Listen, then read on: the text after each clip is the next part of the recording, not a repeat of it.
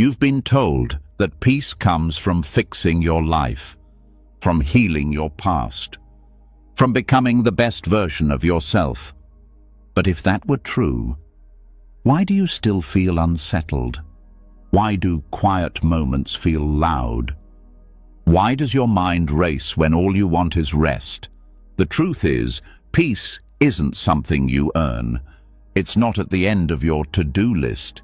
It's not hidden in a better version of you.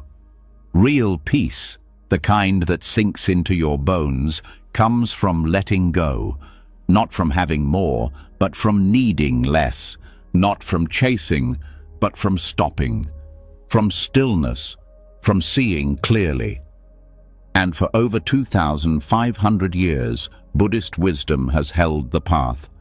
Not a religion, not a rule book, a quiet invitation to come home to yourself, to stop believing every thought, to stop carrying what was never yours, to stop chasing a version of life that only makes you tired.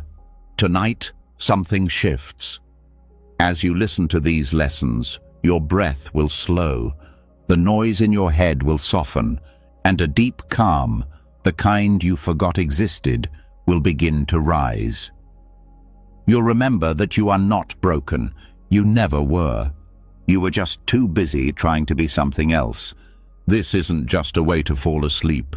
It's a way to wake up to the peace that's been waiting inside you all along. Are you ready? Let's begin. You've been told that peace comes from fixing your life, from healing your past, from becoming the best version of yourself. But if that were true, why do you still feel unsettled? Why do quiet moments feel loud? Why does your mind race when all you want is rest? The truth is, peace isn't something you earn. It's not at the end of your to-do list. It's not hidden in a better version of you. Real peace, the kind that sinks into your bones, comes from letting go.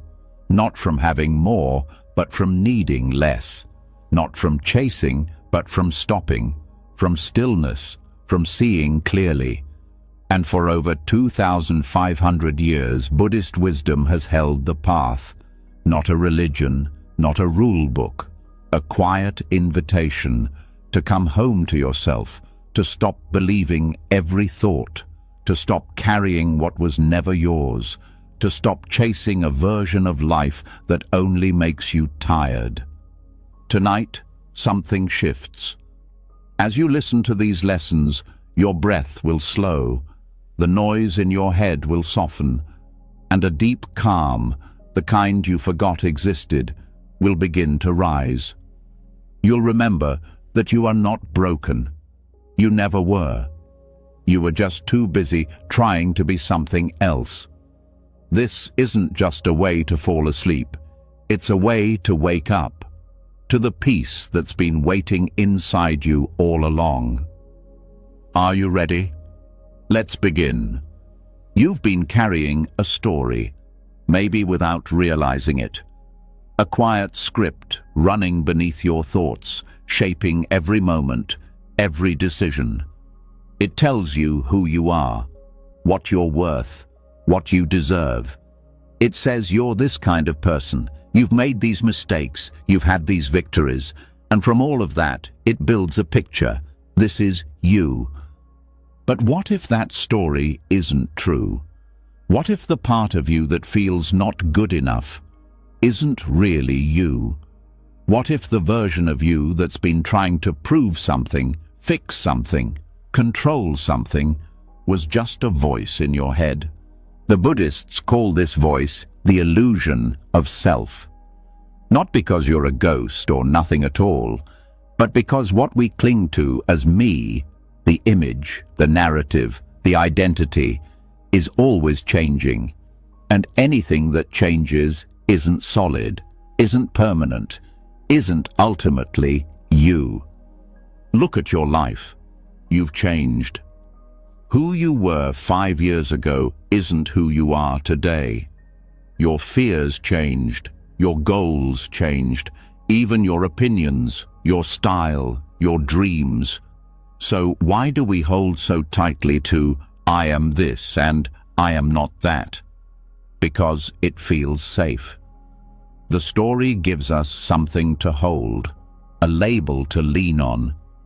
Even if it hurts, it feels familiar. I'm anxious. I'm too emotional. I'm strong. I'm broken. These stories aren't truth. They're habits, and habits can be unlearned. Buddhist wisdom points to this simple but radical truth. There is no fixed self. You are a process, not a product. A flowing experience, not a frozen definition. What you call me is a collection of thoughts, memories, habits, roles. Like ingredients in a soup, they combine to create something. But no one ingredient is the whole thing. So if you remove the label, who are you? Not nothing, but not someone who needs to be constantly judged, compared, validated, or defended. You're not your job, not your failures, not your trauma, not your success, not your body, not even your thoughts. All of those things arise and pass. They appear in you, but they are not you. This is the core of anatta, the Buddhist teaching of non-self. It's not about erasing yourself. It's about seeing that what you've taken to be yourself was never solid to begin with. You are like the sky, open, spacious, and your thoughts, emotions, and stories are just clouds passing through. When you stop clinging to the clouds, you rediscover the sky. And in that space, something beautiful happens. The pressure lifts. You don't need to keep proving yourself. You don't need to fix yourself. You don't need to worry if people understand you, approve of you, accept you. Because you're not trying to hold a perfect image anymore. You're just here, breathing, living, being. So much of our suffering comes from the need to defend the story. If someone criticizes you, you feel attacked. But if you don't cling to a fixed me, there's nothing to defend. Their words float by. They don't land. If you make a mistake, you don't spiral into shame. It's just an action, not an identity. If someone else succeeds, you don't feel like you've failed. Their path doesn't threaten yours, because you're not in a race to prove your value. Letting go of identity doesn't make you passive. It makes you present. You respond instead of react. You listen instead of defend. You learn instead of resist. You don't have to be a certain kind of person anymore. You just have to be here. Think about how many roles you carry: worker, parent, partner, friend. Those roles are useful, but they're not you. You wear them like clothes, and when the time comes, you can take them off. But many of us forget. We think the clothes are our skin. We think our role is our worth. That's why it hurts so much when a relationship ends, or a job is lost, or we grow older. We believe part of us is dying. But what's really happening is that a role is changing. And that's okay. The river flows. That's what rivers do. And you are the river. Anatta teaches us to loosen our grip, not to give up, not to become numb, but to release the tension in our chest that says, I have to hold everything together. You don't. Life flows on its own. You don't need to push it. You just need to show up for it, honestly. You may feel resistance to this. You may think, but I need an identity. I need to be somebody. That's the conditioning talking. That's the fear of being nothing. But here's what's real. When you let go of trying to be somebody, you don't become nothing. You become free. You're still you, but lighter, more open, more alive. This is not philosophy. This is practice. It's seeing how much your mood changes when you hear a compliment or an insult. It's watching how tight your chest gets when someone disagrees with you. It's noticing the story behind your pain. They hurt me because I'm not good enough. I failed because I'm weak. These are thoughts, not truths. In meditation, you watch those thoughts arise. You don't push them away. You don't fight them. You see them, and slowly they lose their grip. You realize these thoughts are not me. They are just passing through. This is the path to peace. You stop trying to be perfect. You stop needing to be understood all the time. You let go of the urge to control every outcome. And in that stillness, you meet something deeper than identity. You meet awareness itself. Not your story, your essence, the part of you that watches, the silence beneath the noise. From that silence, compassion grows. Because you're no longer so focused on protecting your own story, you can finally hear someone else's. You can listen without reacting. You can care without clinging.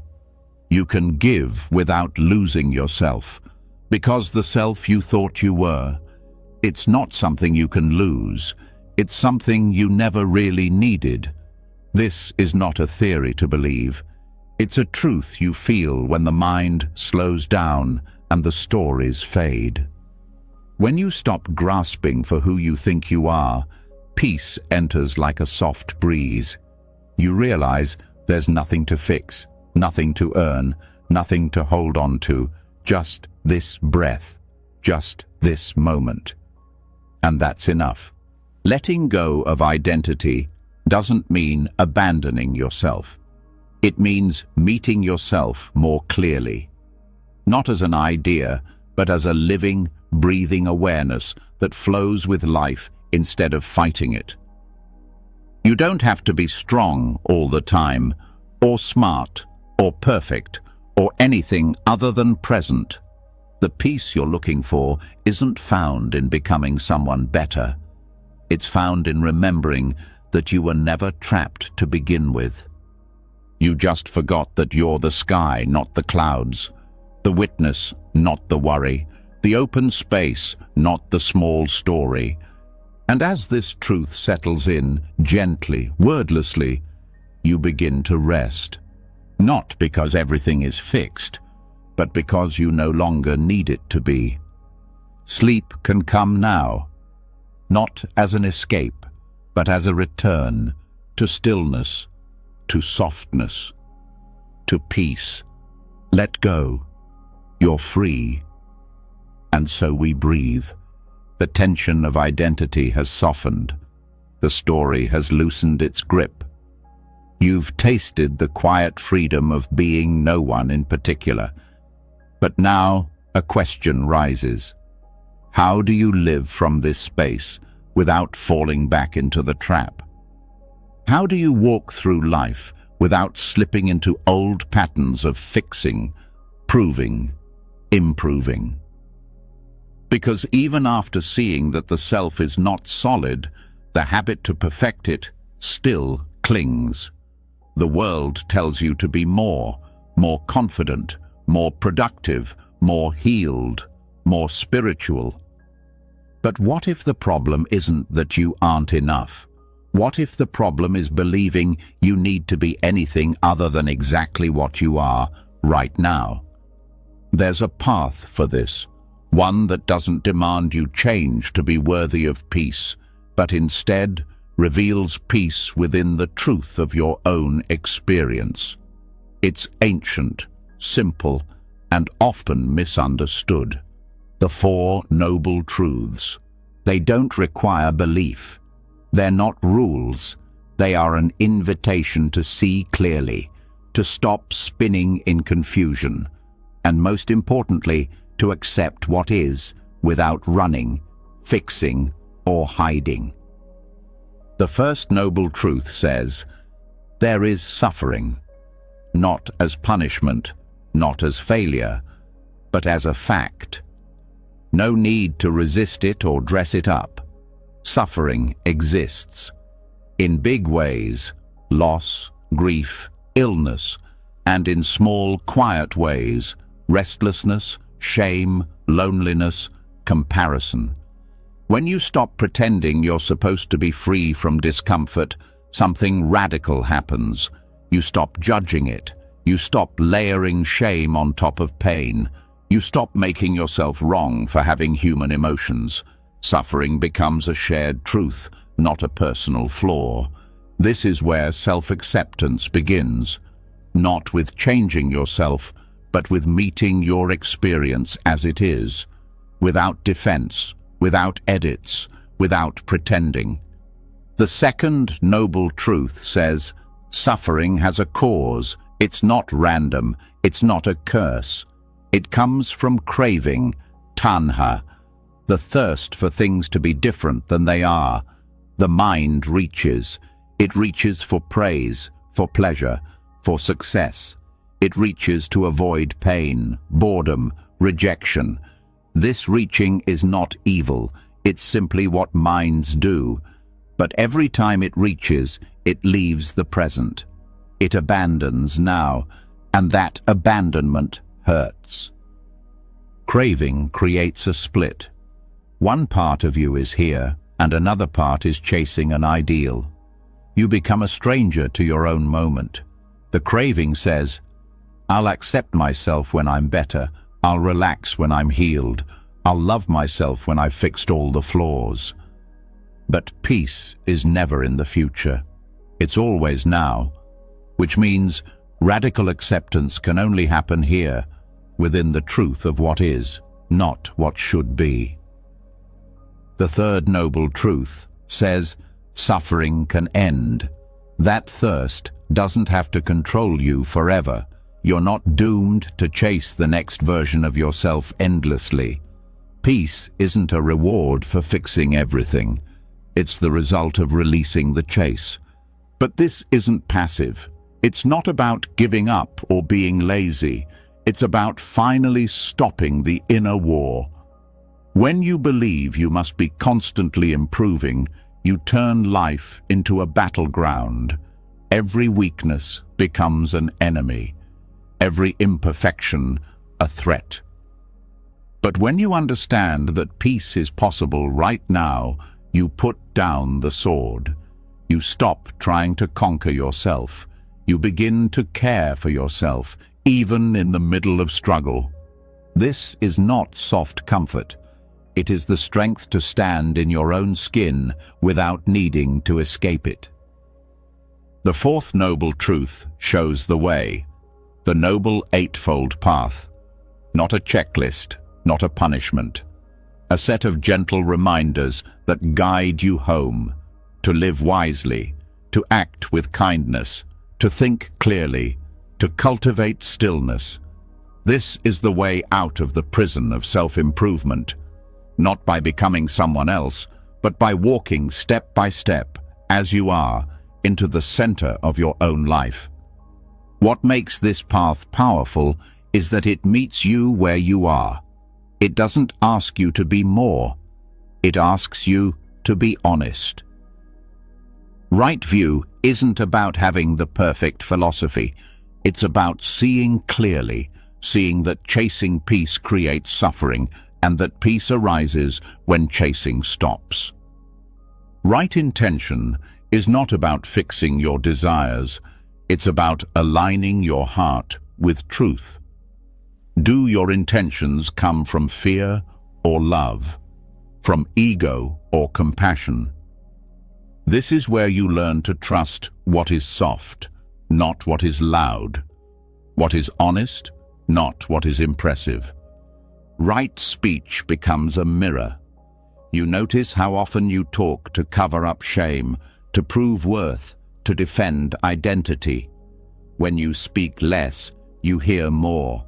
You hear your own longing. You hear the parts of you that are tired from performing, and slowly speech becomes less about image and more about connection.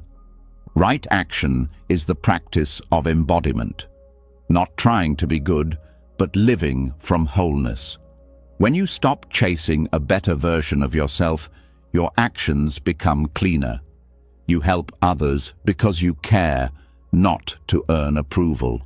You set boundaries not to protect an ego, but to protect peace.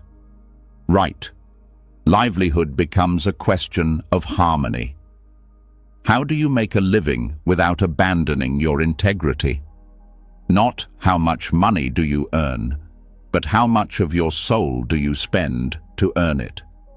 When you stop needing your job to define your worth, you free yourself to live with purpose, not pressure. Right effort is one of the most misunderstood. It doesn't mean pushing harder. It means applying energy with wisdom, not to control life, but to stay with what matters. You learn to recognize when effort becomes force, when doing becomes escaping. Right effort means choosing presence over perfection, again and again. Right. Mindfulness is the anchor.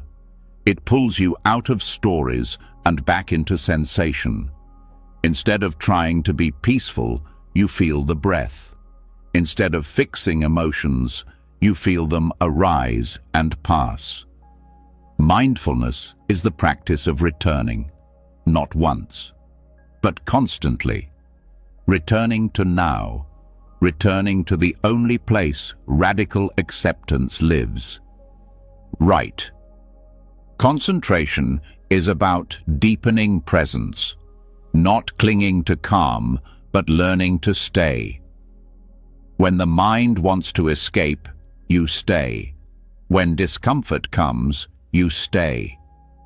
You train the heart to be still, not because the world is perfect, but because you are done running. Together, these 8 aspects are not a ladder to climb. They are a circle, a rhythm, a way of being.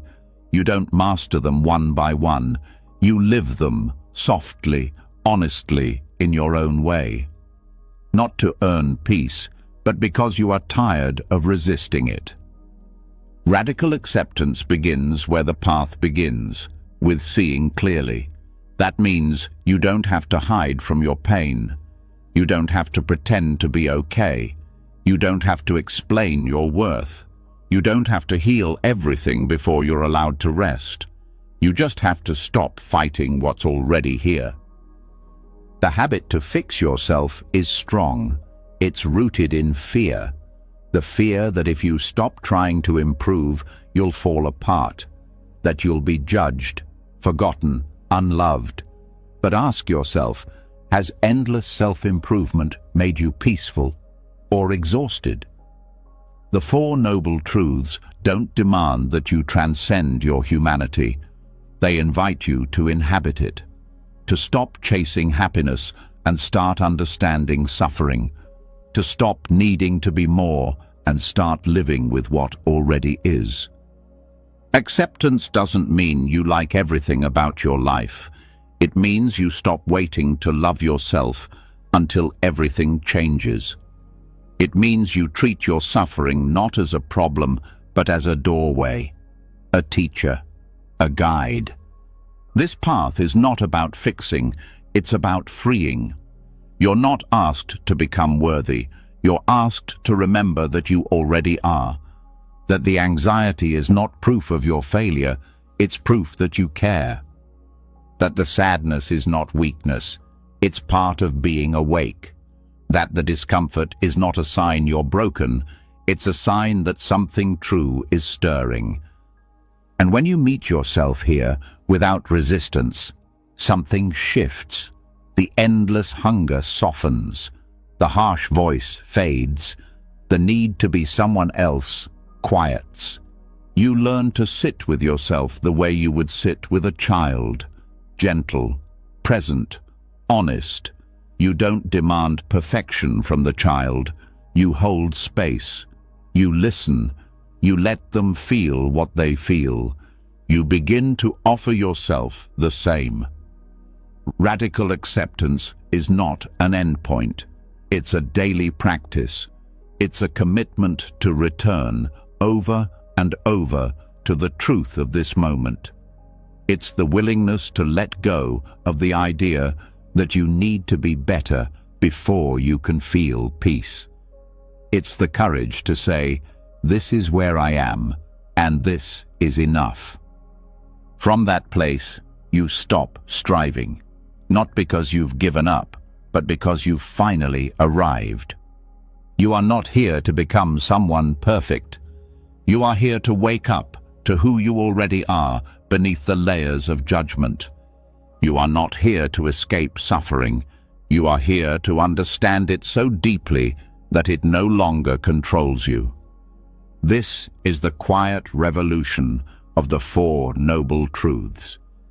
Not a path of becoming, but a path of coming home. And as this truth settles into your bones, your breath changes, your thoughts soften, and a calm, steady presence begins to rise. Not a better version of you, a realer one. No more chasing, no more proving, no more waiting. You are already the one you've been trying to become. You just needed to stop and see it. So rest here. No need to rush to the next chapter. This moment is whole, and so are you. And then it settles. After all the reaching, all the quiet effort to meet life as it is, something deeper begins to rise. It doesn't shout. It doesn't demand. It simply stands in the stillness you never thought could last. The chase has slowed, but not because you've achieved something new. It's because you've seen the truth in what's already here.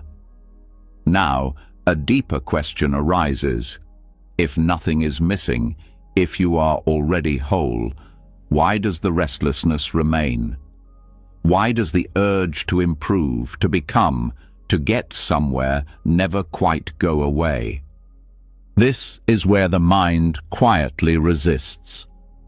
Because letting go of fixing the self is one thing, but letting go of achieving something, even something as sacred as enlightenment or peace, feels harder.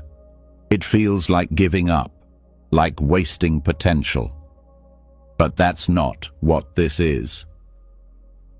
The concept of no achievement is not failure. It's not passivity. It's not a rejection of growth. It's the dropping of the belief that you need to reach a final state to be worthy of rest. It is the unlearning of the lie that the next version of you will finally make everything okay. The heart of this teaching says, there is nothing to attain. Not because growth isn't real, but because chasing after something outside of now keeps you spinning in suffering. Every time you believe that you need to be further along, you are rejecting the present moment. Every time you think peace is something that comes later, you postpone your own freedom. The striving to be more, even spiritually more, keeps the same illusion alive. It says, you are not enough now, that you are incomplete, that you are a project waiting for final edits. And so, even your spiritual path becomes a performance. You sit in meditation, hoping to feel something profound. You read to become wiser. You speak gently so you can be more awake. But underneath it, the same noise remains, the belief that this moment isn't it, that now is only a stepping stone to something better. That belief is the root of restlessness. Wanting to be awakened is still wanting. Wanting to be enlightened is still clinging. Wanting to be calm, successful, fulfilled, it's still a reaching hand, and every reach takes you out of presence. Every reach reinforces the illusion that you are not already touching what you seek? What if the effort to arrive is what keeps you from arriving? In Zen, they call this no-gaining mind, the willingness to sit, to walk, to live with no reward in sight. Not because you've stopped caring, but because you've stopped grasping. There is a difference. When you stop chasing outcomes, you don't become lazy. You become free. You cook not to impress. You speak not to be right. You meditate not to feel something special. You live not to get somewhere, but simply to live, fully, unfiltered, awake to what's right here. This is what ends restlessness, not a breakthrough, not an achievement, but the full acceptance that there's nothing to achieve. Even the desire to let go can become a trap, a goal, a test you think you should pass. But letting go happens when you see that holding on isn't necessary anymore. It dissolves on its own, like fog in the sun. The path is not about fixing your flaws until you disappear. It's about seeing that the part of you striving to be better was never flawed to begin with. It was just scared. It thought peace was somewhere else. It thought meaning was in the destination. But meaning is not at the end. It's in the steps, in the way your foot meets the ground, in the breath that enters and leaves, in the silence that holds you when nothing needs to be said. The idea of progress is useful for maps, but for inner stillness, it's often a barrier, because every measurement creates pressure. Every imagined future creates resistance to now, and this resistance is the very thing that breaks your connection to presence. No achievement doesn't mean life stays still. It means you are not chasing your worth anymore. Growth still happens, change still comes, but it's not driven by lack. It flows from clarity, not anxiety. You don't meditate to become someone else. You sit because stillness is beautiful. You don't serve others to earn goodness. You serve because kindness feels like truth. When you stop needing life to reward you for being good, everything shifts. Your kindness becomes cleaner.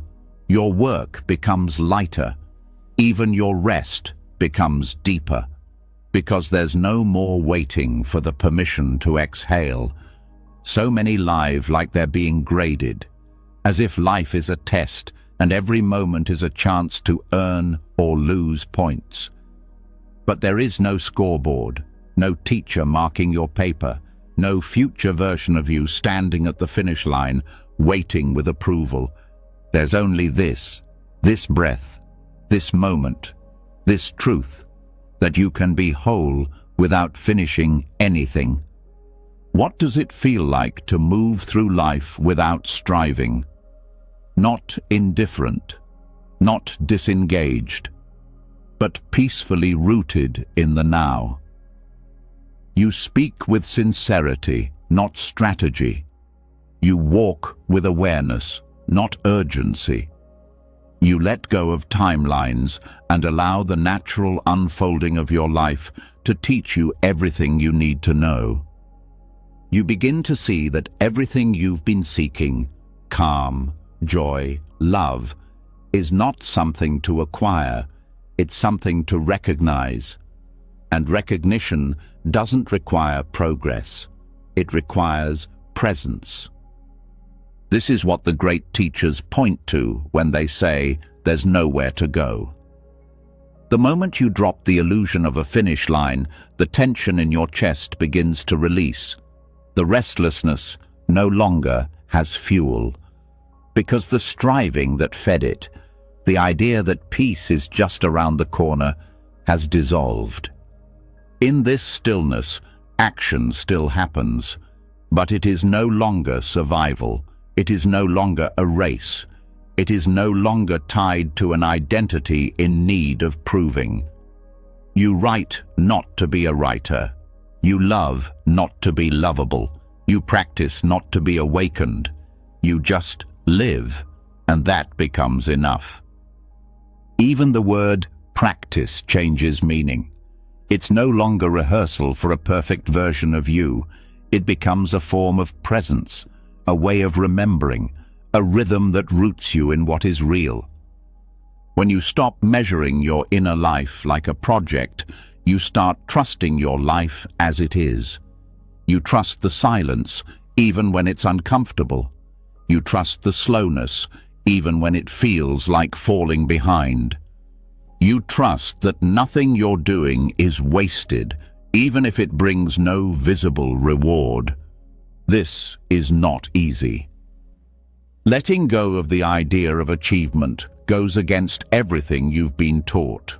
From childhood, you were praised for performance, rewarded for reaching goals, conditioned to chase the next success.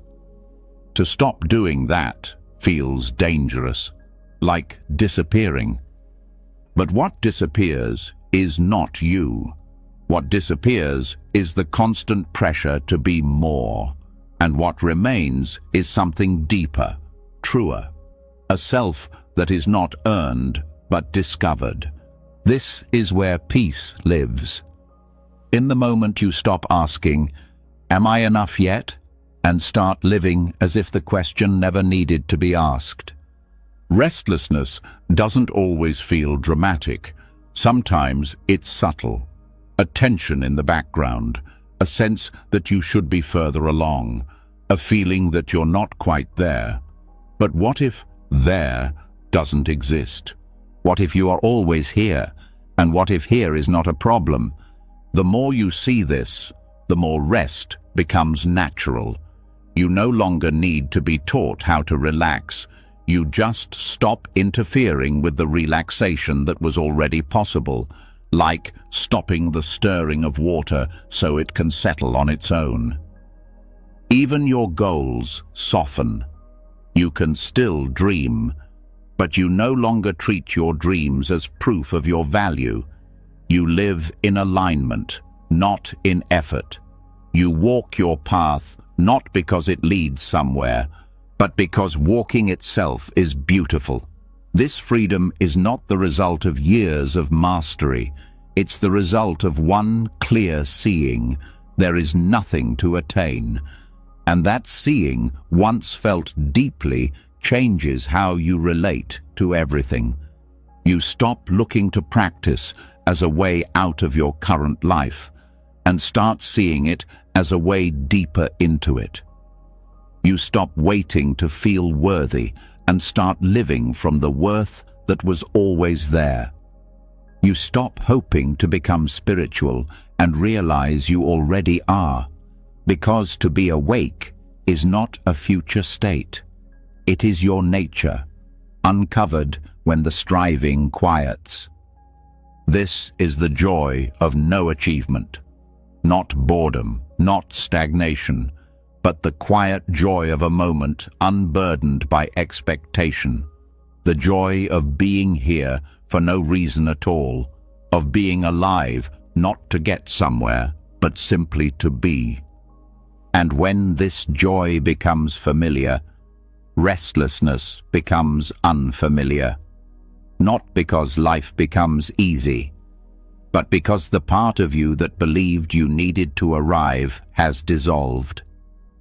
What remains is you, whole, breathing, still. So now you do not need to push forward. You do not need to go back. You do not need to figure it out. You only need to see clearly there is nothing missing, and from that seeing, you can finally rest. Not as a reward, but because you are no longer reaching. Now, peace becomes not a peak, but a presence. Not a prize, but a place you return to with every breath, and that breath is enough. And now that the striving has quieted, a different kind of restlessness begins to reveal itself. It's not loud or dramatic. It's subtle, quiet, but persistent. A thought that doesn't shout, but whispers at the edges of your peace. Someone else is doing better.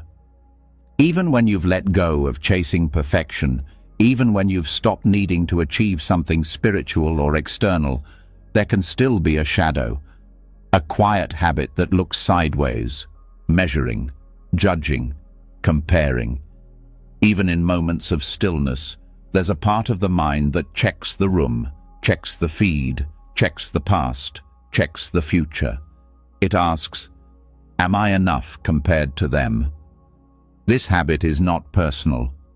It's been trained into us from early life, praised when we stood out, noticed when we were better, ignored when we blended in. It grew roots without us noticing. And now, even as you walk a spiritual path, it walks beside you. Comparison doesn't need attention to survive. It needs your doubt. And for many, that doubt has been there for years. But Buddhist wisdom invites us to see clearly, not just the surface problem, but the mechanism beneath it. Comparison isn't just unpleasant. It's a misunderstanding. It arises when we forget the truth of our own enoughness, when we stop seeing life directly and instead filter it through someone else's reflection. There is a core teaching in the Dharma. Suffering arises from delusion. And one of the deepest delusions is the belief that your value is relative to others, that your peace, your worth, your success must be measured against what someone else has achieved. This is not just a cultural message. It is also a deeply conditioned view of self. When we say they are happier, smarter, further along, we are not just making observations. We are building a false story of lack. That story says, if I don't have what they have, I must be behind. But behind what? What race are we running? Who is keeping score? The Dharma gently reminds us, there is no universal standard for peace. There is only the present moment and your relationship to it. The problem with comparison isn't just that it feels bad, it's that it pulls you out of alignment with your own truth, your own path, your own unfolding. It teaches the mind to chase what was never meant to be yours, to want someone else's joy instead of understanding your own. Buddhism doesn't solve comparison by telling you to be better. It ends comparison by dissolving the self that compares, not in a harsh or nihilistic way, but in a clear and compassionate way. When the self becomes less solid, the habit to protect or elevate it becomes less urgent. You stop needing to win. You stop needing to be seen a certain way. And in that release, you start to touch the freedom of enough. Enough is not a measurement. It's not a number. It's not a threshold you cross one day. Enough is a truth you return to. It is the steady ground beneath the mind that constantly moves. It is what remains when the comparisons fall silent. But to return to enough, you must see the cost of comparison. Not just emotionally, but spiritually. When you compare, you shrink. You forget the fullness of your own experience. You stop living your life and begin performing it, hoping that one day someone will say, you made it. But the Dharma tells the truth. That day doesn't come.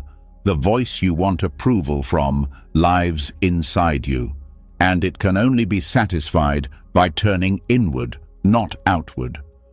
The Buddha taught that envy is a form of suffering, not because it's shameful, but because it separates you from others. It builds a wall between you and the world. It says, they have what I don't.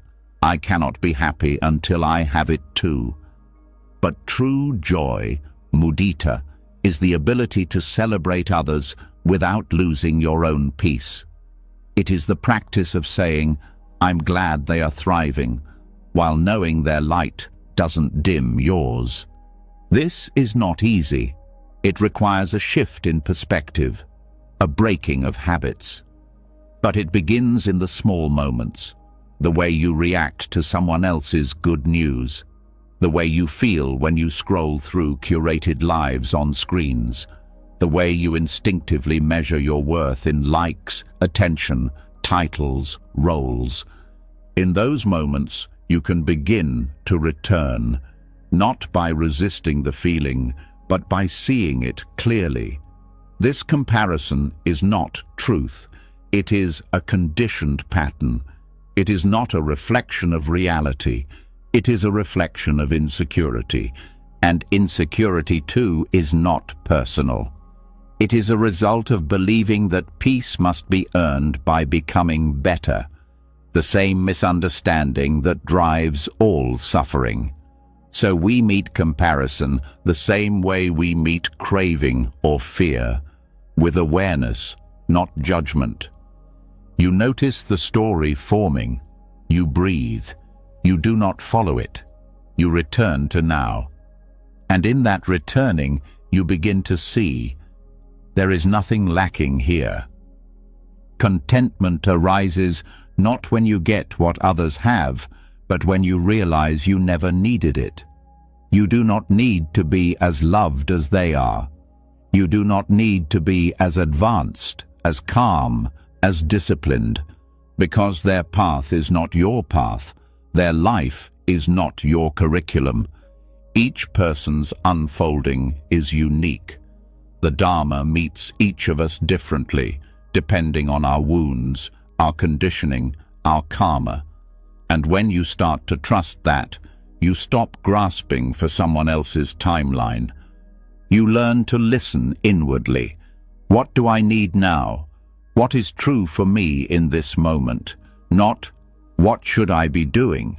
Not, what would make me look better? But, what serves presence? What supports clarity? When you live this way, something beautiful happens. You stop living from deficit. You stop comparing your pace to theirs, and you begin to walk at your own rhythm. A rhythm that doesn't rush, that doesn't prove, that doesn't panic when others surge ahead. This is the freedom of non-comparison. Not because you've achieved more than others, but because you've stepped out of the game. You no longer need to win, because you've remembered there is no race. This remembering doesn't make you passive, it makes you grounded. You still grow, you still evolve. But not from pressure, not from fear, from trust, from joy, from the deep understanding that your life is unfolding exactly as it needs to. Gratitude begins to replace envy. Clarity begins to replace judgment. You stop interpreting someone else's joy as your failure. You stop measuring your reflection by the standards of someone else's mirror. And slowly, the silence grows. The mind, no longer comparing, becomes still. And in that stillness, enoughness is not an idea. It is a felt reality. You begin to feel full, not because you've achieved everything, but because you are no longer seeking to match anyone else. Buddhist teachings do not shame comparison. They reveal it. They shine a light on its root. And that root, always, is the belief that you are separate, that you must compete, that life is limited, and that someone else's gain is your loss. But the truth is abundance, not material abundance, but the inner abundance that knows there is room for all, room for many kinds of joy, many expressions of wisdom, many timelines, many truths. There is no single version of a good life, no universal definition of awakening, no ranking of souls. You are not behind, you are not late, you are not lesser. You are simply here. And here is always enough. To live without comparison is to return home to yourself. Not a smaller version of you, but a fuller one. A version that knows you are not more peaceful when you finally catch up, but when you stop running altogether.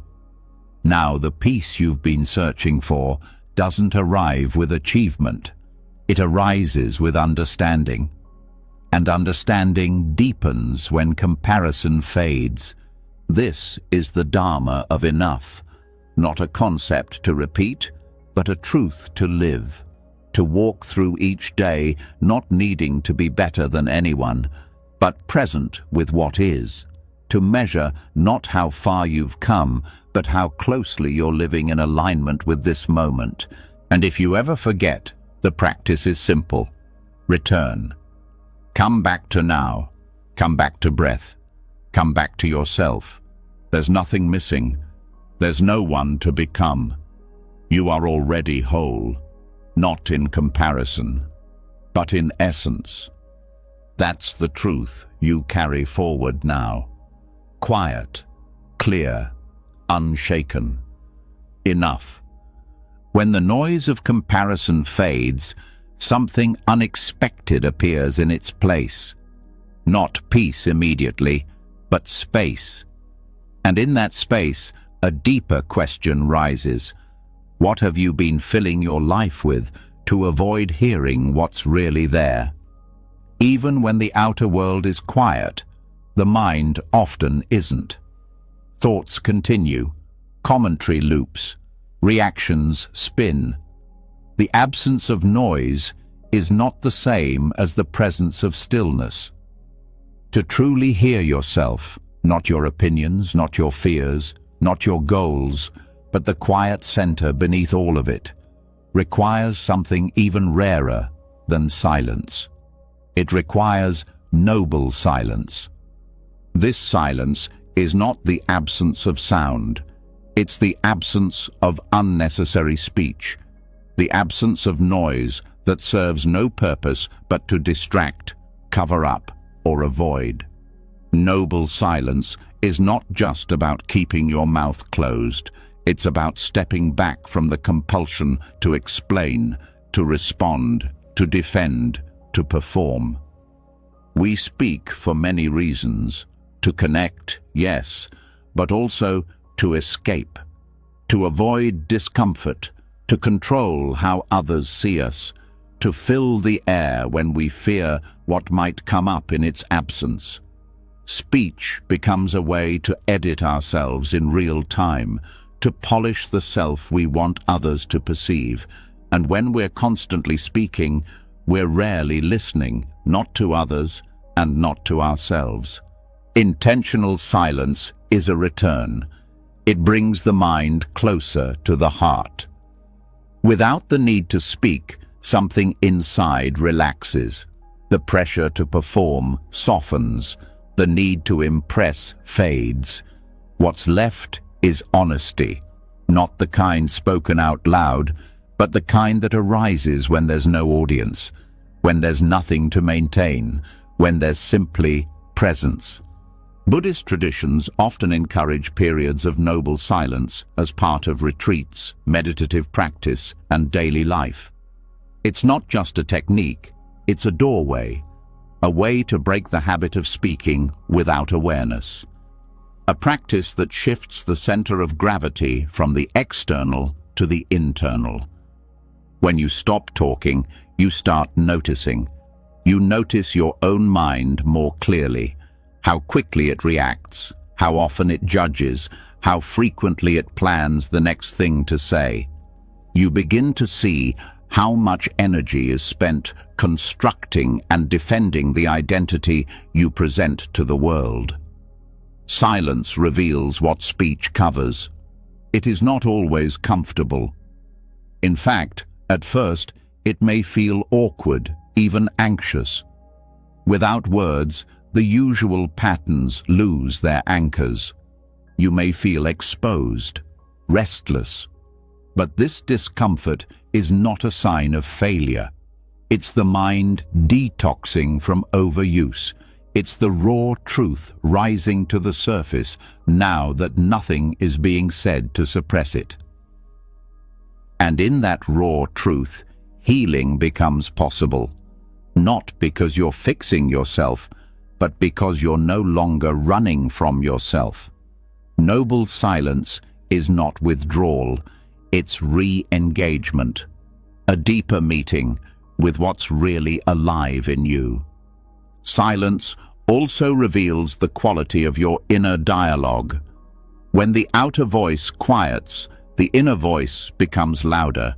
You start to hear the way you speak to yourself, whether your thoughts are kind or cruel, whether they uplift or tear down. In this way, silence becomes a mirror, one that cannot be escaped. But this mirror is not meant to shame, it's meant to clarify. Once you see what you're saying to yourself, you can begin to shift it. Not by force, but by awareness. You realize that not all thoughts are true, not all thoughts are useful, and not all thoughts are yours to believe. This is the quiet revolution of noble silence. It does not demand that you fix your mind. It simply shows you your mind. And in seeing it clearly, you no longer need to react to it. You begin to make space. Space between thought and action. Space between impulse and response. Space between discomfort and reaction. And in that space, peace lives. Silence also reveals your deeper longings. When the noise fades, what remains is often a quiet ache, a longing for connection, for meaning, for rest. And when those longings are no longer drowned in conversation, you can meet them with presence rather than avoidance. The stillness becomes a kind of sanctuary, not a place to escape the world, but a place to meet the world more clearly. You begin to see that most conversations are not about truth. They are about ego, about comfort, about identity. And while speech can be beautiful, it is rarely as necessary as we believe. Noble silence doesn't mean avoiding others. It means relating to others with presence, with fewer words and more awareness, with listening that is full, not just waiting to respond, with the humility to realize that sometimes the best gift you can offer is your attention, not your opinion. In this way, silence strengthens relationships. It removes the need to dominate, to interrupt, to prove. It makes space for others to unfold without pressure. It allows you to witness rather than control. And it does the same for your relationship with yourself. You begin to see that your value is not in how well you speak, not in how clever your responses are, but in your capacity to be with life honestly. There's a kind of strength that grows in silence, not the hard strength of armor, but the quiet strength of presence, the strength that doesn't need to fill the room, that doesn't need to be right, that doesn't need to be seen to be real. From this silence, decisions become clearer, because you're no longer reacting to the noise, you're no longer pulled by urgency. You can feel the deeper current beneath the surface tension, and you begin to trust it. You speak less, but when you do, your words carry more weight. They're rooted. They come from depth, not from performance. They come from a silence that has touched truth. And this truth begins to change everything. It shows you where you've been hiding behind words. It shows you what you've been avoiding in noise, and it gently invites you back to the present, because the present doesn't need to be narrated. it just needs to be lived. Noble silence also reveals the mind's addiction to movement. Even without speech, the inner voice may continue, planning, commenting, judging. But as you continue the practice, even that begins to soften. Not because you force it to stop, but because you no longer give it your full attention. You learn to rest in awareness itself. Not the content of your mind, but the space behind it. The silent watcher, the place within you that doesn't need to think to be alive, that doesn't need to speak to be real. This awareness is always present, but it is easiest to access when you are still, when the distractions are few, when you're not reaching for the next sentence or the next validation. This awareness is not a mystical state. It is your natural state, uncovered when everything else falls away. And when you live from this awareness, silence is no longer something you visit. It becomes your ground, even when speaking, even when moving through the world. You carry the silence with you, not as absence, but as depth. You no longer speak just to avoid discomfort. You no longer fill the space just to feel safe. You begin to let the silence speak for itself. And in that listening, you hear what cannot be said. There are truths that words cannot touch, truths that only silence reveals, the deep knowing that you are already whole, the quiet understanding that nothing needs to be added, the gentle recognition that life, in this moment, is already enough. This is the power of noble silence, not as a spiritual trick, but as a way of living rooted in presence. It breaks the momentum of distraction. It interrupts the cycle of self-editing. It allows your nervous system to soften. It allows your soul to speak. And in that speaking, without words, you hear your life more clearly, not the life you talk about, the life you are. Now, there is no need to fill the silence. Now, the silence is full, and in that fullness, you are home. When silence becomes familiar, life begins to slow. The urgency fades. The need to explain, defend, or prove loses its grip. But even in stillness, something deeper begins to call, not a craving, not a goal, but a question. How can life be lived in a way that stays close to this calm? How do you carry this inner quiet into every part of your day, not just the moments alone? There is a way. A path worn not by theory, but by the footsteps of those who have lived it fully. Monks, nuns, forest dwellers, not because they sought a better life than yours, but because they discovered something most people overlook. That simplicity, practiced with intention, brings not less, but more. Not more clutter, not more noise, not more tasks, but more depth, more space, more joy. The joy that arises from simplicity is not made of excitement. It is not found in big achievements or rare moments. It does not need to be chased. It's the kind of joy that comes quietly, like light at sunrise, unnoticed until everything looks softer. The monastic way is not about deprivation.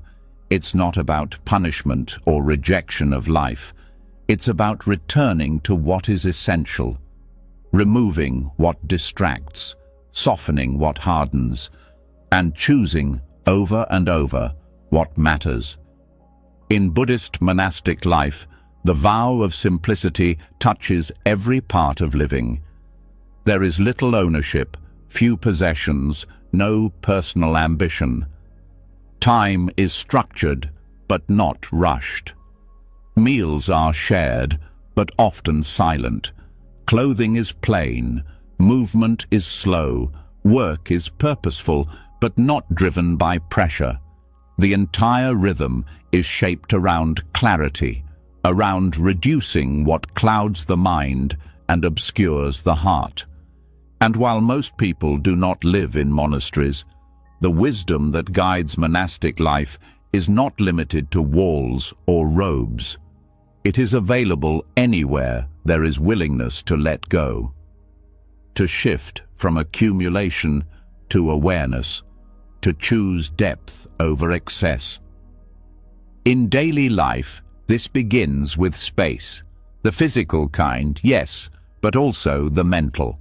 The decision to own fewer things, not as a trend, but as a practice. Fewer things mean fewer decisions, fewer distractions, fewer chances to anchor your identity in what you possess.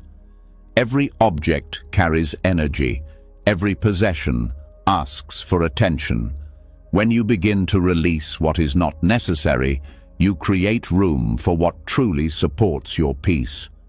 But simplicity is not just decluttering your house.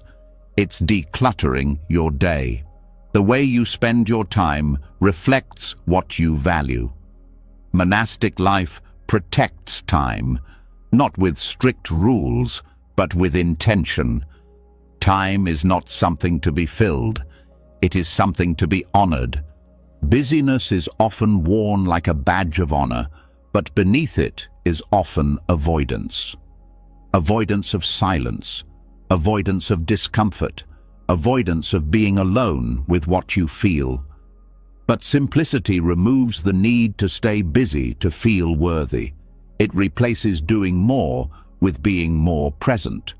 This also means learning to say no, not to reject life, but to protect its quality. Monastic wisdom values boundaries, not out of selfishness, but because peace cannot grow where there is constant noise. When you simplify your commitments, you give yourself back the chance to show up fully for what remains. Monastic simplicity is rooted in humility. Not the kind that puts you down, but the kind that stops needing to be elevated. When you stop trying to stand out, life becomes lighter. You stop comparing, you stop performing, you start participating, genuinely, without the filter of ego. Humility brings you closer to others. It removes the invisible wall that status and pride create. It lets you ask for help. It lets you listen more than speak. It allows you to be wrong without collapse. It allows others to shine without dimming your light. And it deepens your joy. Because joy doesn't thrive in a performance. It thrives in presence, in being right where you are without needing to prove that you belong. Monastics eat simply, live simply, walk simply, not because they lack options, but because they have seen that options are not what bring peace. Peace comes from depth, from attention, from relationship. And you can have that too without leaving your home. Start with food, not as a diet, but as a practice. Eat slowly, eat without distraction. Prepare your meals with care, even if they are small. Let your attention infuse what you do. That's where sacredness begins, not in the food itself, but in the way you meet it. Do the same with your tasks. Whether washing dishes or answering emails, do one thing at a time. Not because it's faster, but because it's clearer.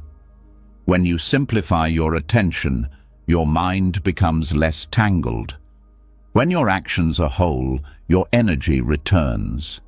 Monastic simplicity also means learning the value of silence in relationships. Not every moment needs to be filled with words.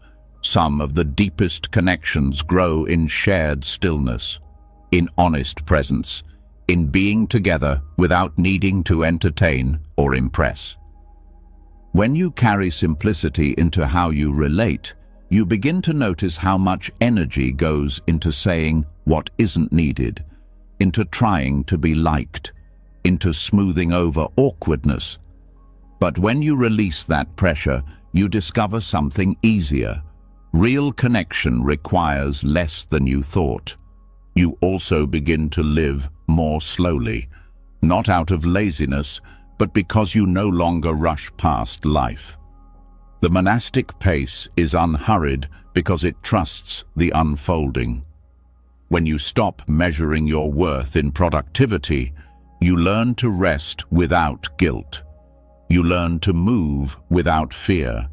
You begin to experience the joy of a single moment, fully lived. Even your thoughts simplify, not by force, but by rhythm. A slower life reveals the excess thinking that never needed to happen. And when your life becomes less chaotic, your mind becomes less reactive. This doesn't mean you become passive. It means your actions are chosen with care. When you're no longer ruled by impulse, everything becomes more intentional. You speak because something true wants to be said. You act because something meaningful needs to be done.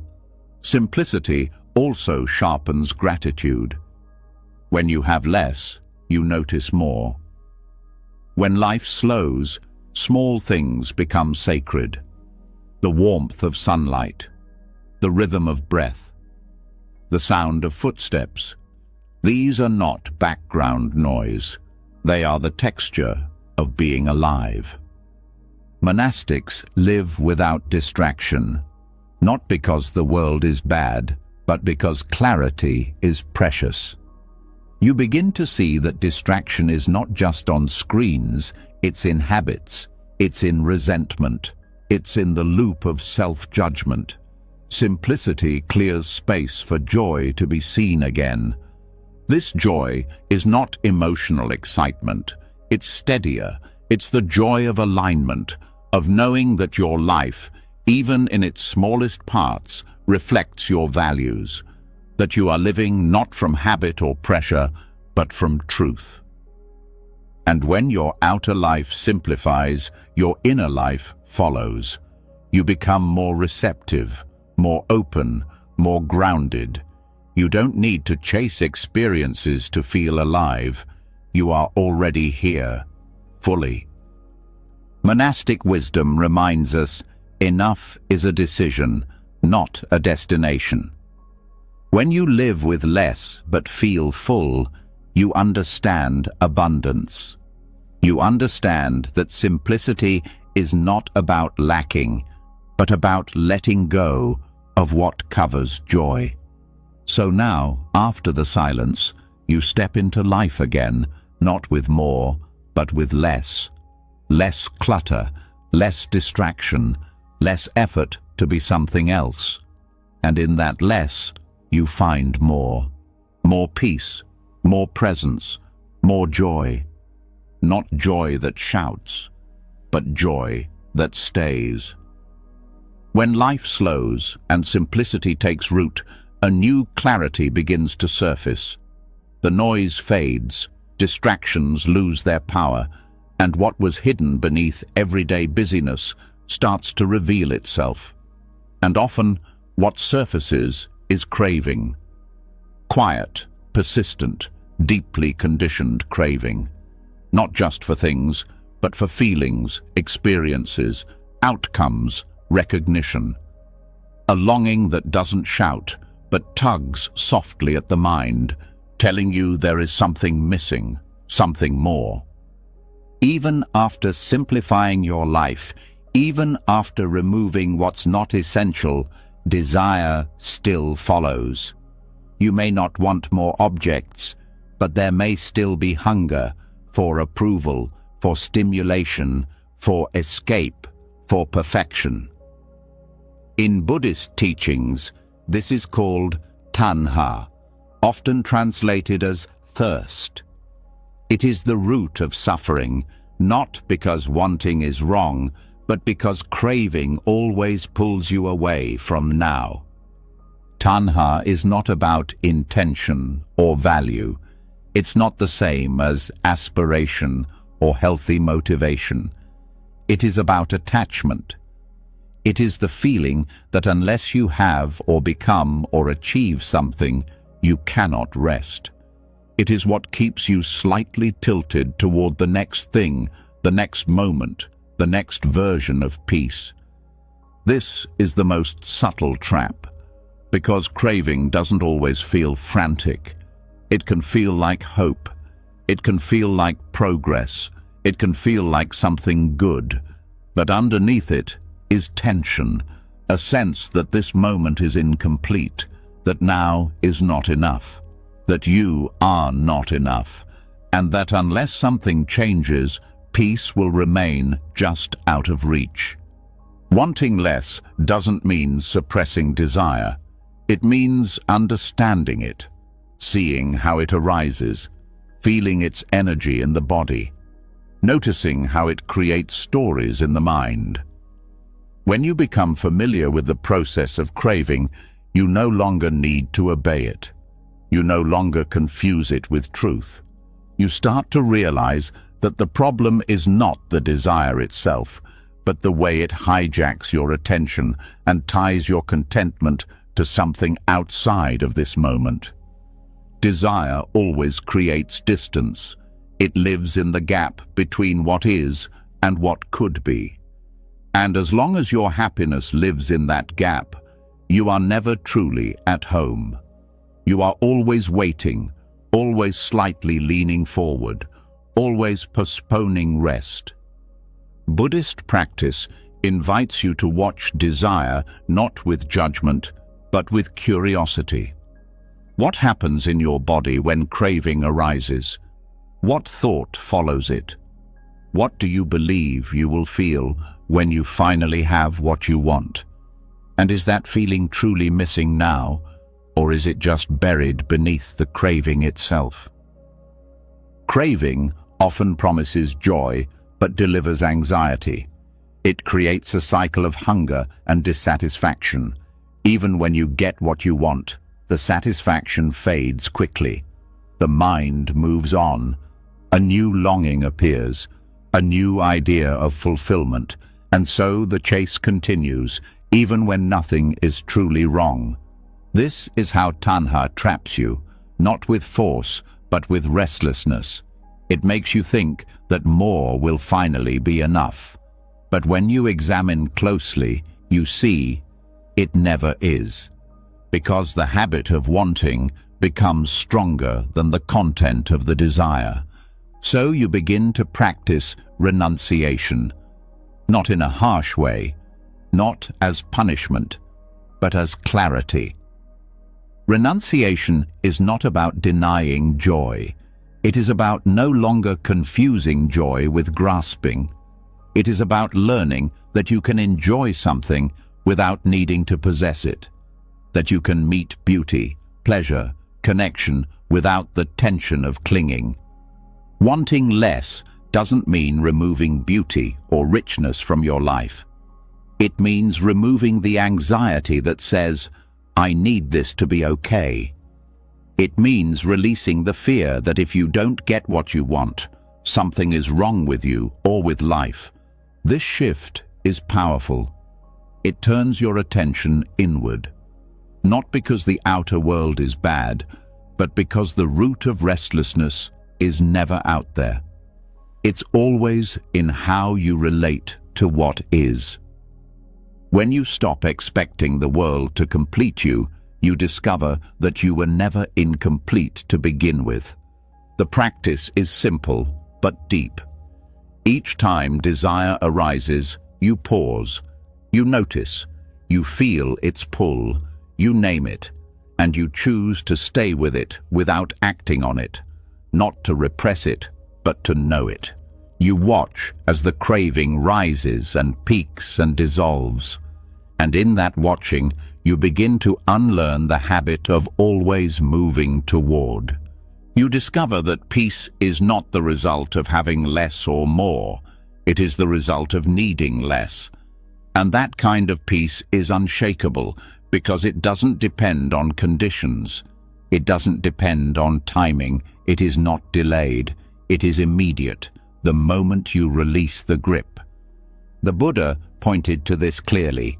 Craving is the cause of suffering, not because desiring is evil, but because the identification with desire creates a false self, a self always reaching, always aching, always unsatisfied.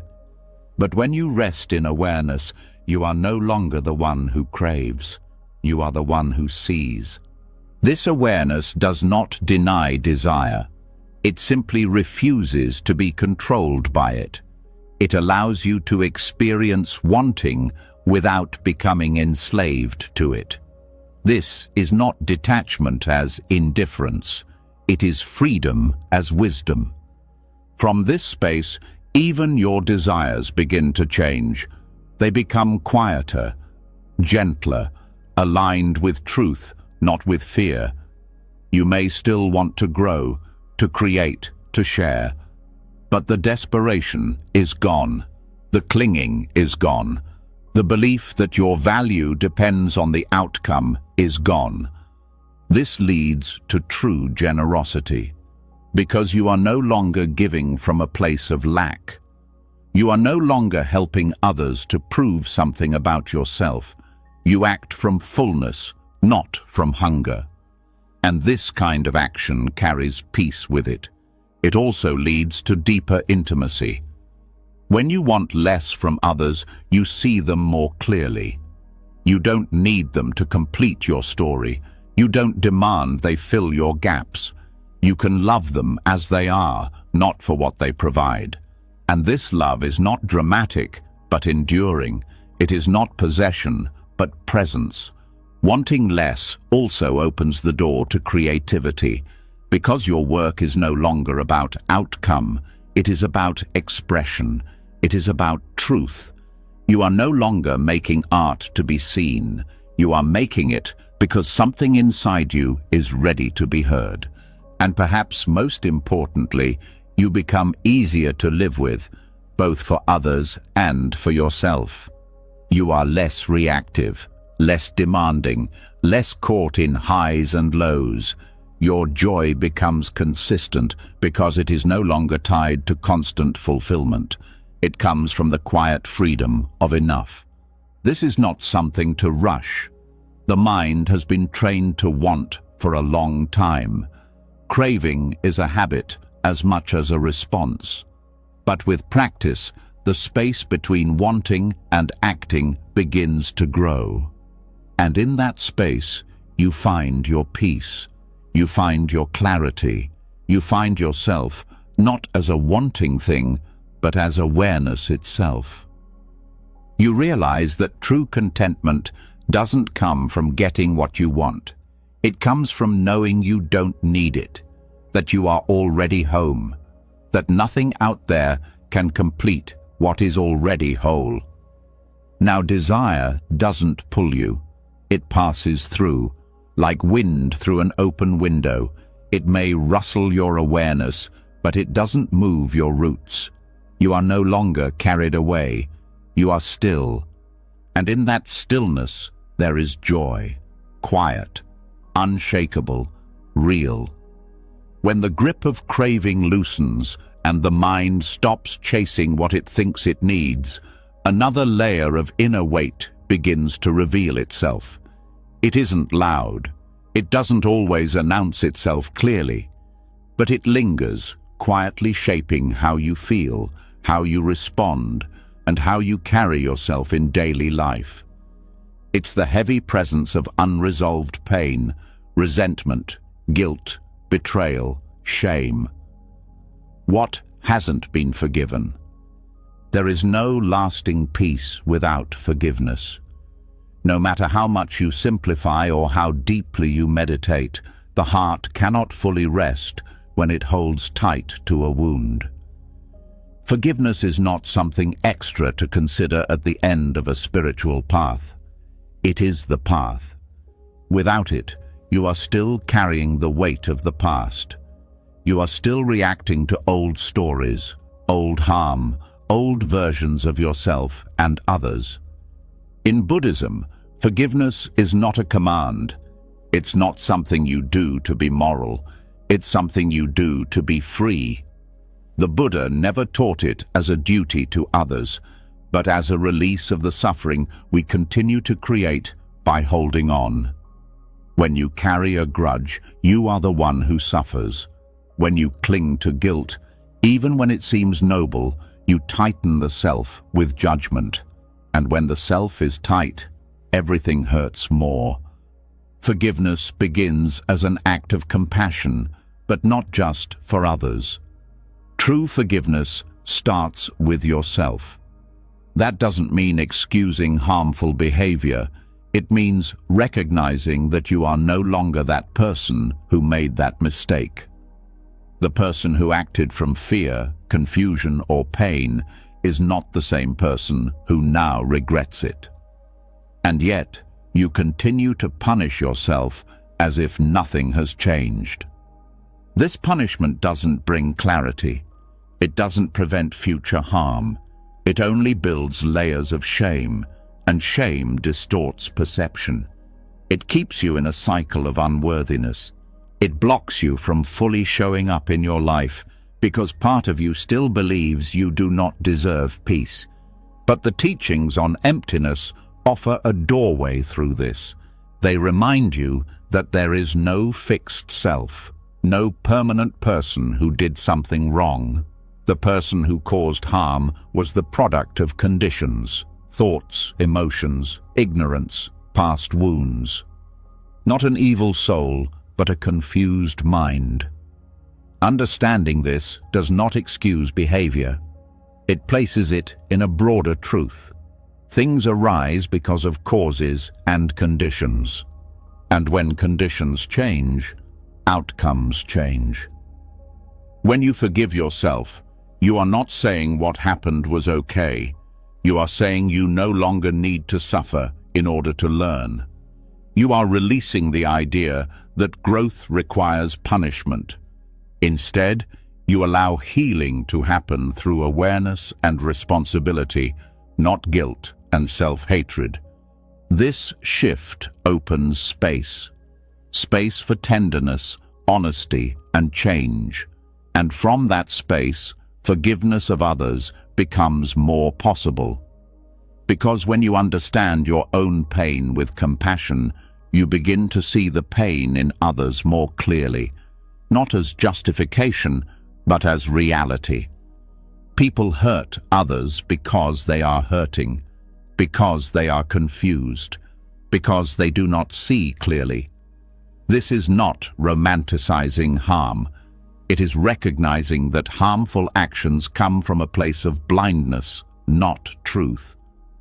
And when you cling to what someone did, when you keep feeding the story, you bind yourself to their ignorance. You become trapped in their pain. Forgiveness is the refusal to let that pain define your future. It is not forgetting. It is not pretending. It is looking clearly at what happened and choosing not to carry the bitterness forward.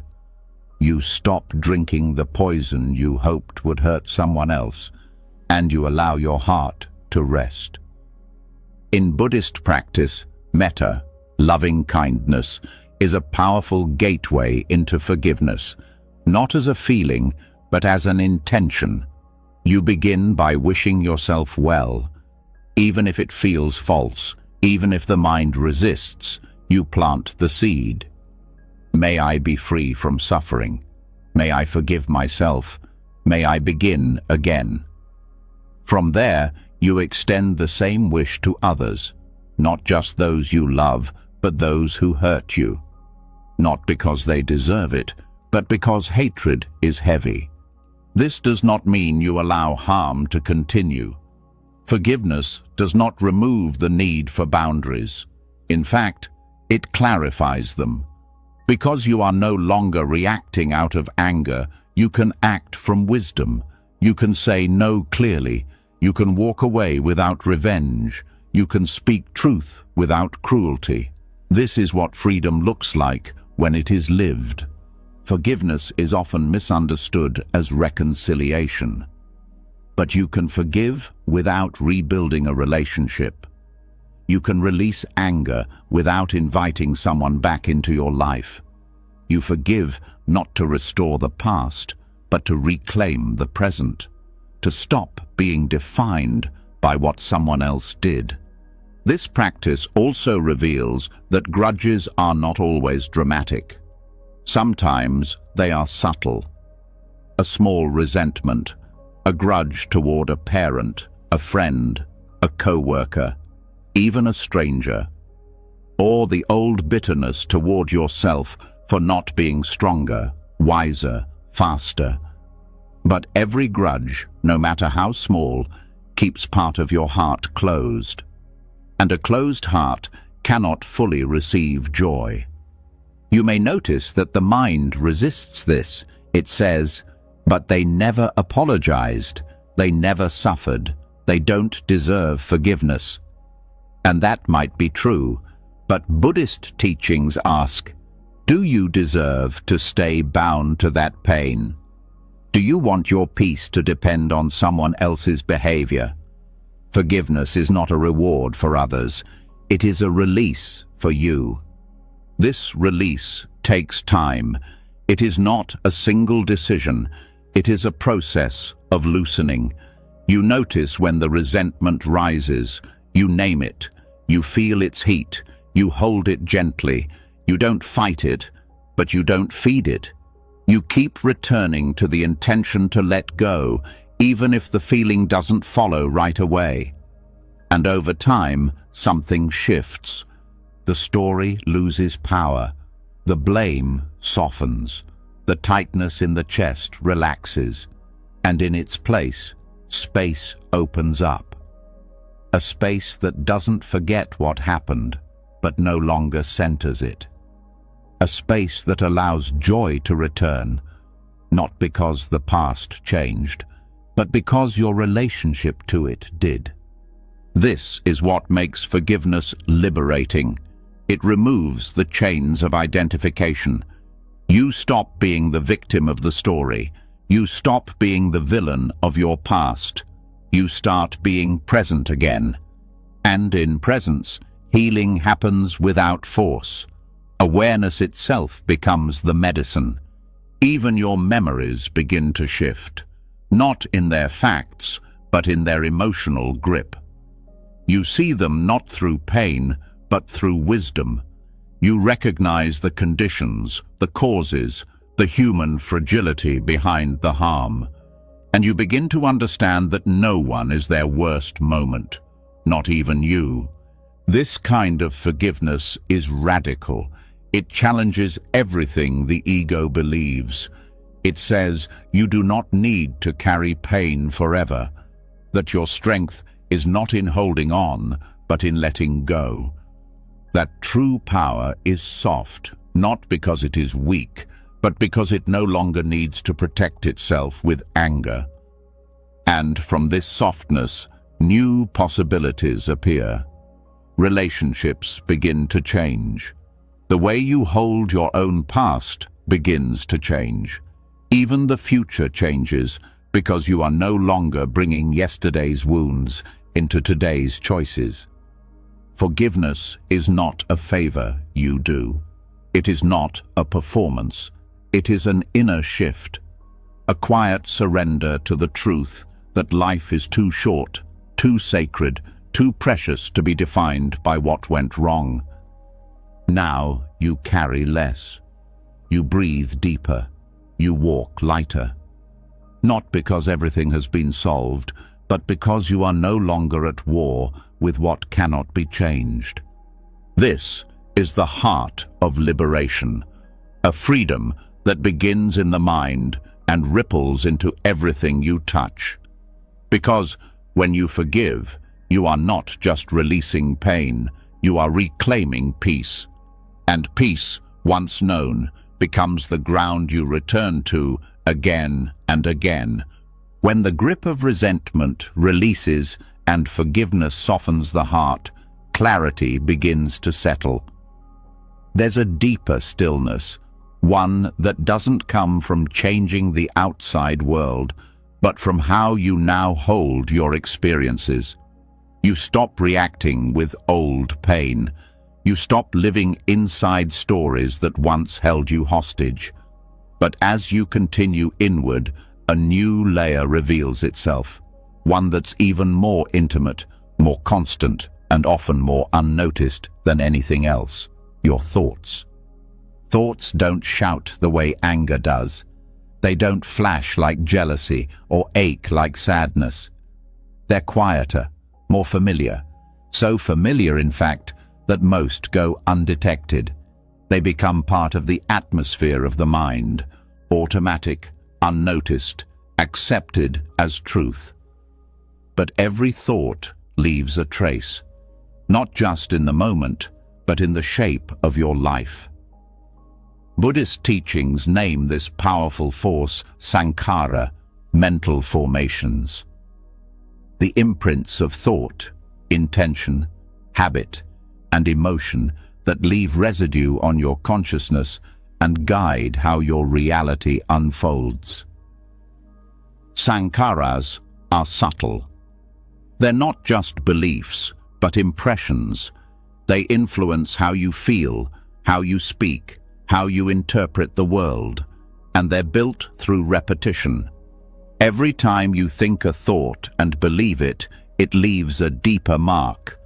Every assumption you make, every internal judgment you repeat, every anxious loop you allow strengthens that particular formation. And that's karma, not in the simplified sense of punishment or reward, but in the deeply practical sense of cause and effect. What you repeatedly plant in the mind, you eventually live. This is why the inner voice matters, because even after forgiving others, even after softening the heart, you can still be trapped by the voice in your head. If that voice is harsh, if it's filled with fear, if it constantly rehearses danger or failure, you will still feel unsafe, even in moments of safety. If it tells you you're not good enough, no outer success will quiet the discomfort. And if it sees threat where there is none, your body will remain tense, your breath shallow, your nervous system unsettled. These thoughts don't come from nowhere. They are inherited, learned, shaped by early experiences, culture, trauma, conditioning. But even if you didn't choose their origin, you can choose their continuation. And this is where freedom begins, not by fighting your thoughts, but by recognizing them as events, not truths. Seeing them not as who you are, but as patterns arising from past conditions. When you no longer identify with them, they begin to lose their power. The Buddha taught that karma begins not just in action, but in intention. The thoughts you feed are intentions. Whether through repetition or rumination, they point your mind in a direction. And over time, they harden into tendencies. These tendencies create your emotional reality. They shape what you see, what you expect, how you interpret silence, how you meet uncertainty. For example, a person with a sankhara of distrust will experience kindness as manipulation. A person shaped by self-judgment will interpret neutral moments as rejection. A person whose thoughts constantly imagine worst-case scenarios will never feel safe, even when nothing is wrong. The suffering in these cases doesn't come from the world, it comes from within. But this is not a reason to blame yourself. It's an invitation to take responsibility, gently, because the same law that creates suffering also creates release. Just as harmful sankharas can be reinforced, they can also be weakened. Thoughts can be interrupted. Habits can be softened. Mental patterns can be watched instead of obeyed. And when they're no longer fed, they begin to fade. Meditation is one way this begins, not as an escape from thought, but as a training in awareness. You sit, and the thoughts come. You watch them. You notice their tone, their speed, their story. And instead of reacting or believing, you return to the breath. That act alone, seeing and returning, is the beginning of karmic release. You're interrupting the cycle. You're no longer unconsciously reinforcing the same story. And in that interruption, something begins to heal. You start to notice which thoughts tighten your body, which ones create fear, which ones replay shame. You begin to name them. This is judgment. This is comparison. This is resistance. And in naming, you disidentify. You step back. You remember that you are not the thought. You are the one aware of it. This awareness is not passive. It changes everything. Because once you stop reacting to the thought, it loses its stickiness. Once you stop rehearsing the same mental narrative, your brain rewires itself. The groove becomes shallower, the emotional charge less intense, and over time, your baseline state shifts. This doesn't mean the thoughts never arise, but they no longer define you. You're no longer bound to act on them. You have a choice, and in that choice lies freedom. Your inner dialogue begins to shift as well, not because you force it to be positive, but because you stop feeding what's destructive. Instead of battling the mind, you care for it. You offer it wiser input. Instead of saying, "I can't," you say, "I notice fear, and I can stay with it." Instead of saying, "I always fail," you say, "This is a moment of difficulty. It doesn't define me." These are not affirmations. They are reflections of deeper truth. Truth that softens rather than inflates. Truth that roots you in the present rather than spiraling into identity. Even your language changes, not just in speech, but in thought. You begin to use gentler words when speaking to yourself. You stop calling yourself lazy, broken, stupid. You begin to say, "I am learning, I am struggling, I am growing." These words carry different karmic weight. They create different sankharas. They invite different energy into your system. Over time, they change the way your mind relates to itself. This also transforms how you perceive others. When your inner voice is harsh, you judge others quickly. When you soften inwardly, your view of others softens too. You begin to see their behavior as arising from their own sankharas, their own karma, their own conditioning. This brings compassion, not passivity. You still set boundaries, but you no longer carry hate. This shift in perception is karmic healing, not in some future life, but in this one. When your thoughts are rooted in awareness, your reality becomes lighter. You still feel pain, but you no longer multiply it with resistance. You still face challenges, but you meet them from steadiness, not panic. Even your nervous system begins to regulate, because your body is listening to your thoughts. When you speak kindly inwardly, your breath changes, your muscles release, your heart feels safer. This is not a spiritual metaphor, it's biological reality. Your mind and body are in constant conversation. When your thoughts become grounded, your body begins to trust life again. This trust becomes your baseline, and from that baseline, you start to live differently. You take risks, not because you're fearless, but because you trust your capacity to respond. You speak truth, not because you always know what to say, but because you're no longer ruled by fear of being wrong. All of this begins in the space between stimulus and thought. That tiny moment of pause, that split second where a thought arises and you get to decide, do I believe this? Do I feed this? Do I follow this? The more you practice that pause, the more power you reclaim. Buddhist psychology teaches that thoughts are seeds. They may not sprout immediately, but they grow. They become your habits, your reactions, your world. So you begin to choose your seeds carefully, not out of fear, but out of care. You plant what you want to grow: peace, clarity, compassion, patience, and you become the garden, not the storm. Not because everything is quiet all the time, but because you no longer confuse movement with truth. You watch the weather pass. You root deeper each day. This is how karma begins to shift.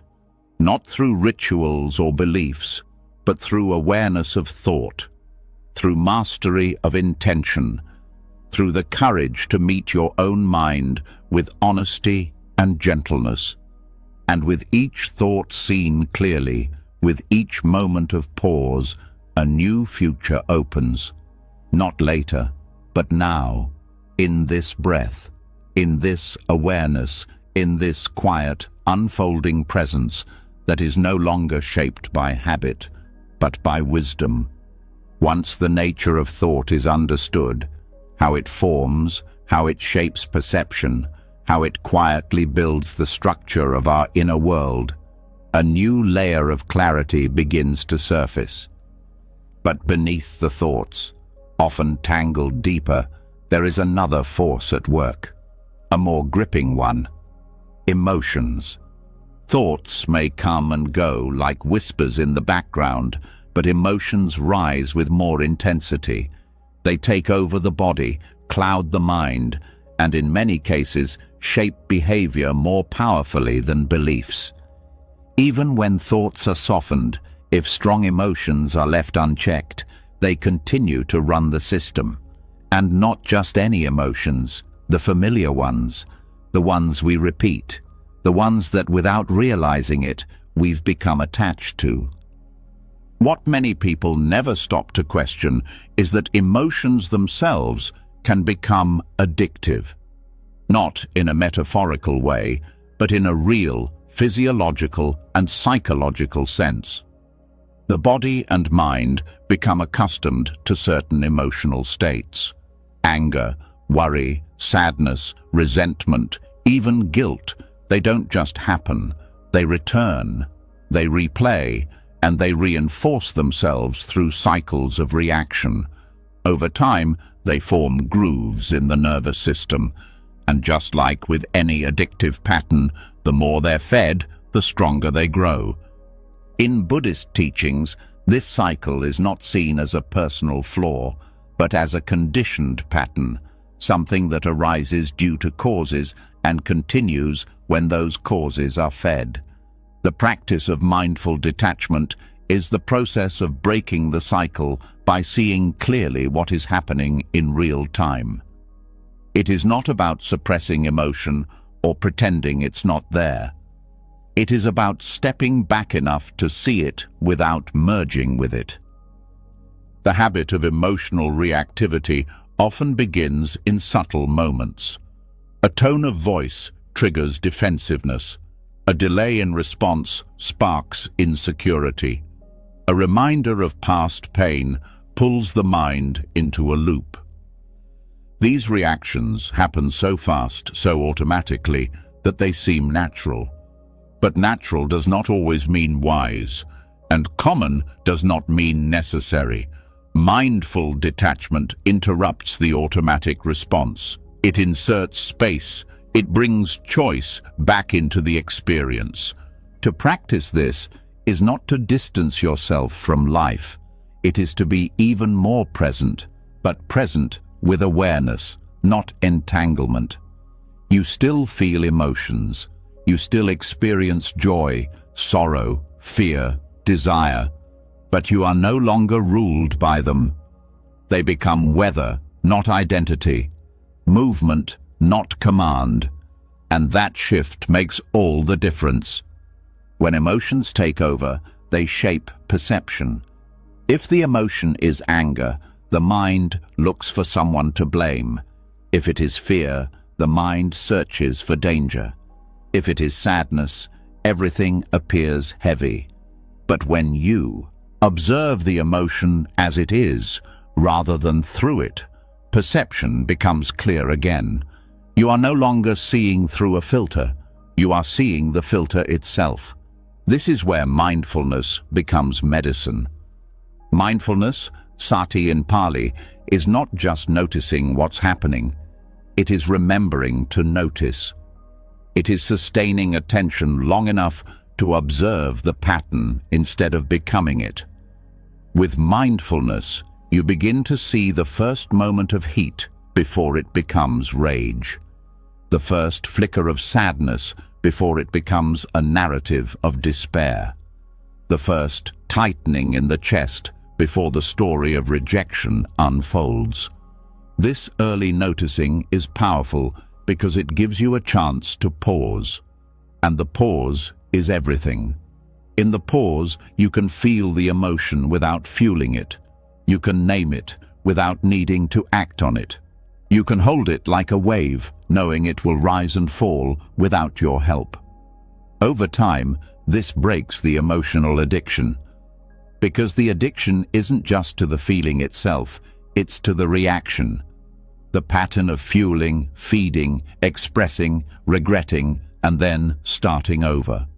When you stop reacting, the loop weakens, the charge fades, the emotion still comes, but it does not stay long. This doesn't mean you become cold or indifferent. On the contrary, it makes you more capable of experiencing emotion fully. But the experience is no longer overwhelming. It is no longer blinding. You are with the emotion, not inside of it. This is mindful detachment, not dissociation, not escape, but full presence with awareness. What makes emotions addictive is the temporary sense of identity they offer. Anger feels powerful. Sadness can feel validating. Anxiety feels like control. Even guilt can feel righteous. But all of them cover something deeper: silence, openness, vulnerability. When you stay with the emotion without feeding it, you begin to feel what was underneath it all along. Often, what arises next is tenderness, or grief, or simply quiet. And in that quiet, something begins to heal. You start to realize that emotions are not permanent. They don't define you. They are experiences that come and go. When you no longer resist this truth, you stop building stories around them. You stop defending them. You stop needing them to justify your actions. This is where emotional maturity begins. You can be angry without being cruel. You can be sad without collapsing. You can be afraid without running. You hold space for the emotion, and in that space, it begins to loosen. It moves through you, not against you. This kind of inner strength is not loud. It doesn't show itself in control or restraint. It shows itself in softness, in the ability to stay open in discomfort, to stay kind when provoked, to stay grounded when waves rise. That strength comes from practice, and the practice is not complex. It is simply noticing and allowing. It is breathing into what arises without making it personal. The more you do this, the more you begin to see the roots of your emotional habits. Where did this fear begin? When did this resentment first take shape? How many times have I played out this same story in different forms? And then, the deeper question, is this still necessary? You might discover that much of your emotional landscape is outdated, that you are reacting to life from old wounds, not current reality, that the patterns you feel most attached to are not who you are, but who you learn to be in moments of difficulty.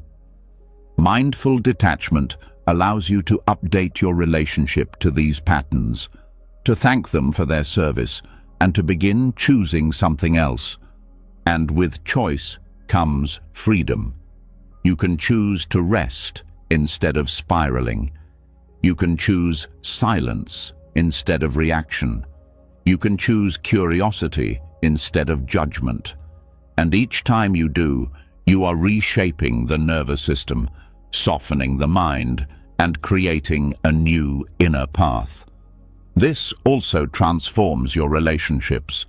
When you are no longer addicted to emotional reaction, you become less defensive, less controlling, less reactive. You listen more, you speak less. You stop needing others to behave in ways that protect your emotions. You take responsibility for your own state, and that responsibility brings dignity. You also begin to hold others more gently, because you recognize that their emotional reactions are habits too, that their anger is not personal, that their fear is not an attack. You no longer meet fire with fire. You become the stillness that helps others find their way back. This is how mindful detachment becomes compassion, not as a performance, but as a natural result of presence. The less entangled you are with your own emotional story, the more space you have to meet others in theirs. And beneath all of this, something even deeper begins to arise. Contentment. A quiet, stable well-being that is not dependent on perfect emotions or calm days. A peace that comes not from control, but from understanding. You no longer fear your emotions, so they no longer control you. You feel the wave rise, and you breathe. You watch it crest, and you breathe. You feel it pass, and you remain, not as a wall, but as a witness, steady, whole, alive. And in that presence, something remarkable happens. You are no longer reacting to life. You are living it, fully, freely, without needing every moment to feel good in order for it to be enough, without needing every emotion to be pleasing for it to be acceptable. You are here, aware, untangled, present, and that is freedom. Not later, now. As emotional attachments loosen and the constant pressure to react begins to fade, a quieter truth starts to surface. It's not loud or dramatic. It doesn't rise like anger or ache like sorrow. It doesn't demand anything. It simply waits, quietly, beneath everything you've been striving to be. And when you finally notice it, the recognition comes with both surprise and softness. You don't need to be special, not in the way the world defines it, not in the way your ego has been trained to crave, not in the way that turns your existence into a performance, always waiting for recognition, always fearing invisibility. There is a different kind of peace, one that arises when you stop trying to stand out, stop trying to be exceptional, and instead allow yourself to simply be. Zen teachings often point directly to this, that the self we try so hard to refine, to polish, to distinguish, is an illusion, that the craving to be unique, admired, validated, is not strength but tension, that the mind constantly asking, "Am I enough?" is creating its own suffering.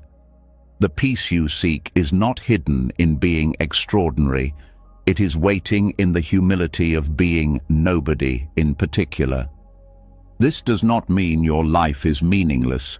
It means you stop needing your meaning to be proven. When you drop the idea that you must become someone, you finally begin to feel the calm of simply being here, existing not as an achievement, but as presence. This is not about giving up.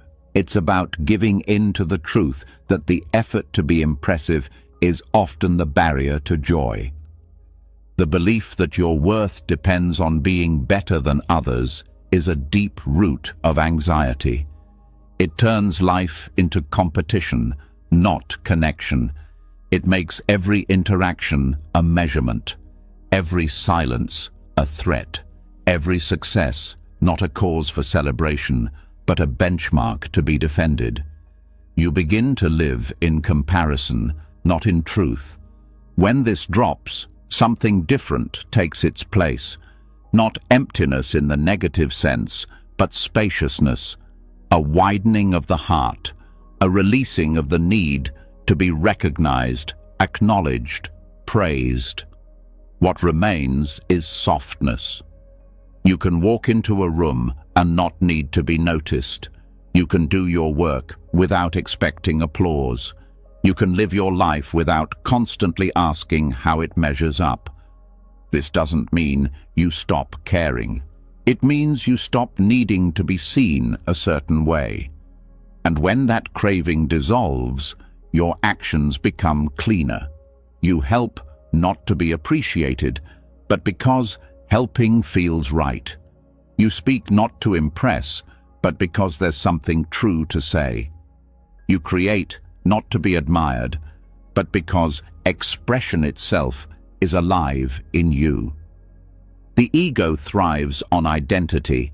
It needs roles, titles, stories. It wants to feel chosen, important, irreplaceable. But these identities are heavy. They require constant maintenance, and often they're not even true.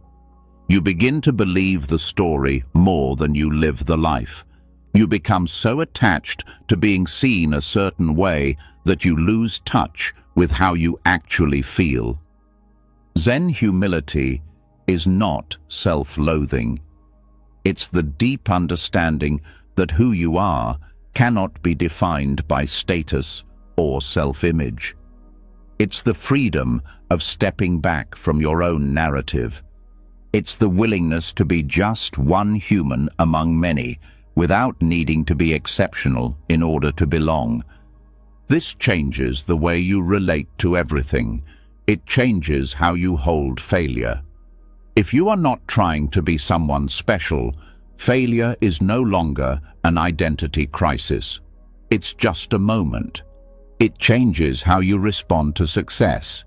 If you are not attached to praise, success becomes a passing wind, not something that defines you, not something to chase.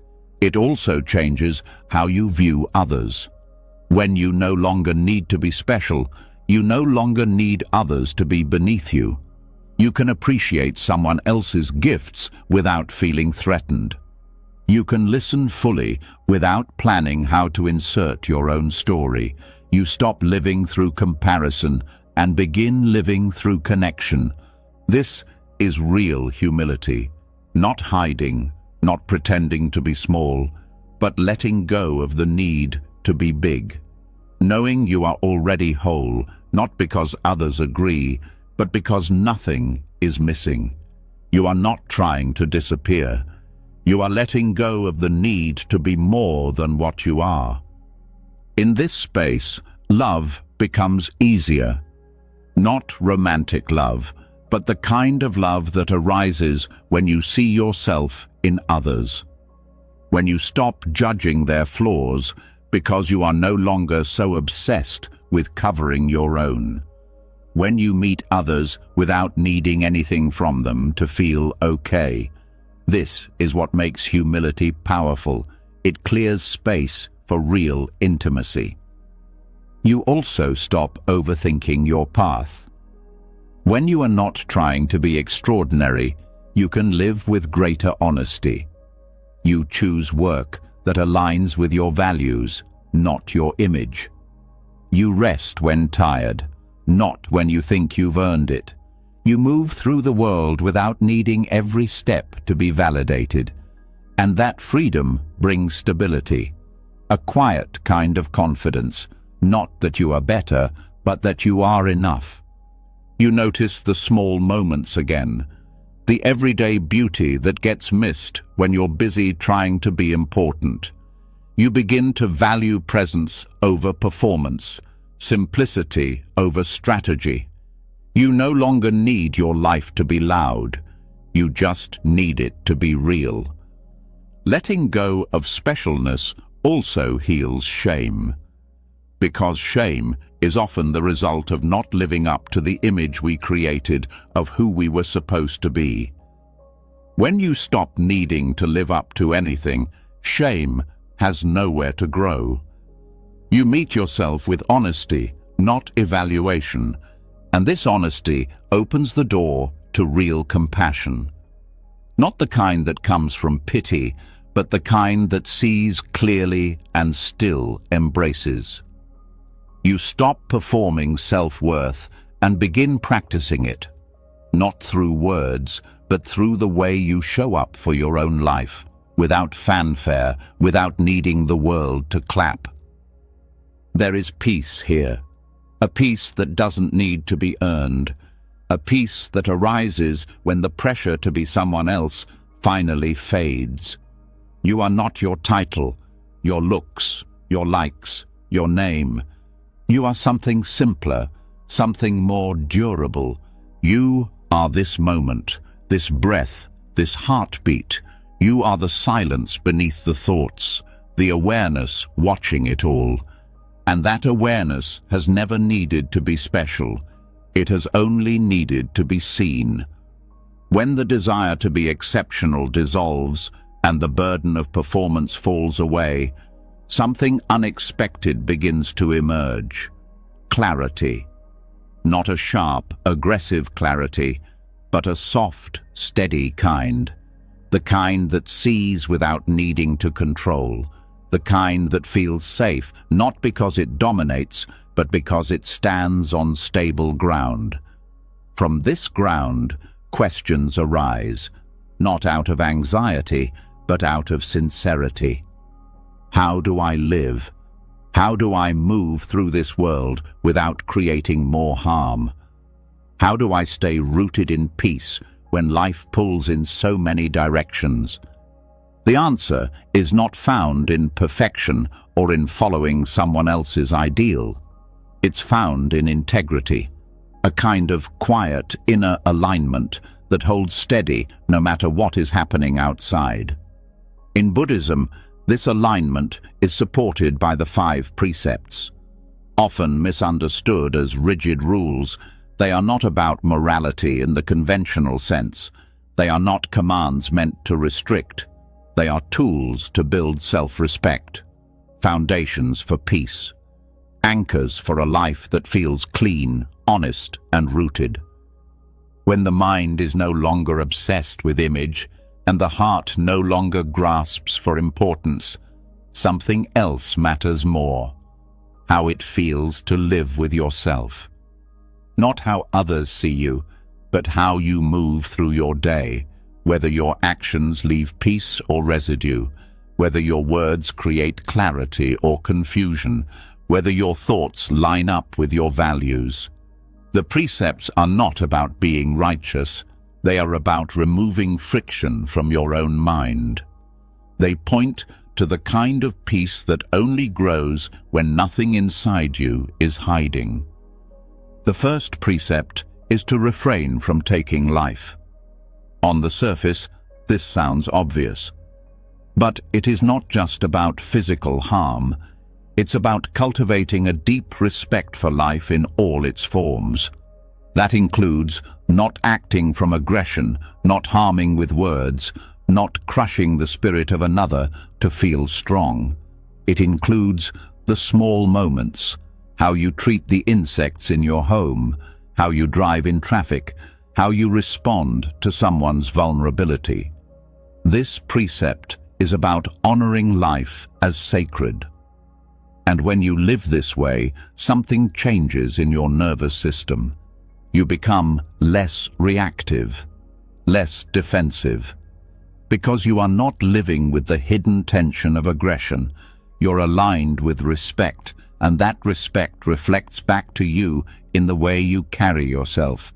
The second precept is to refrain from taking what is not given. Again, it seems simple, but it goes deeper.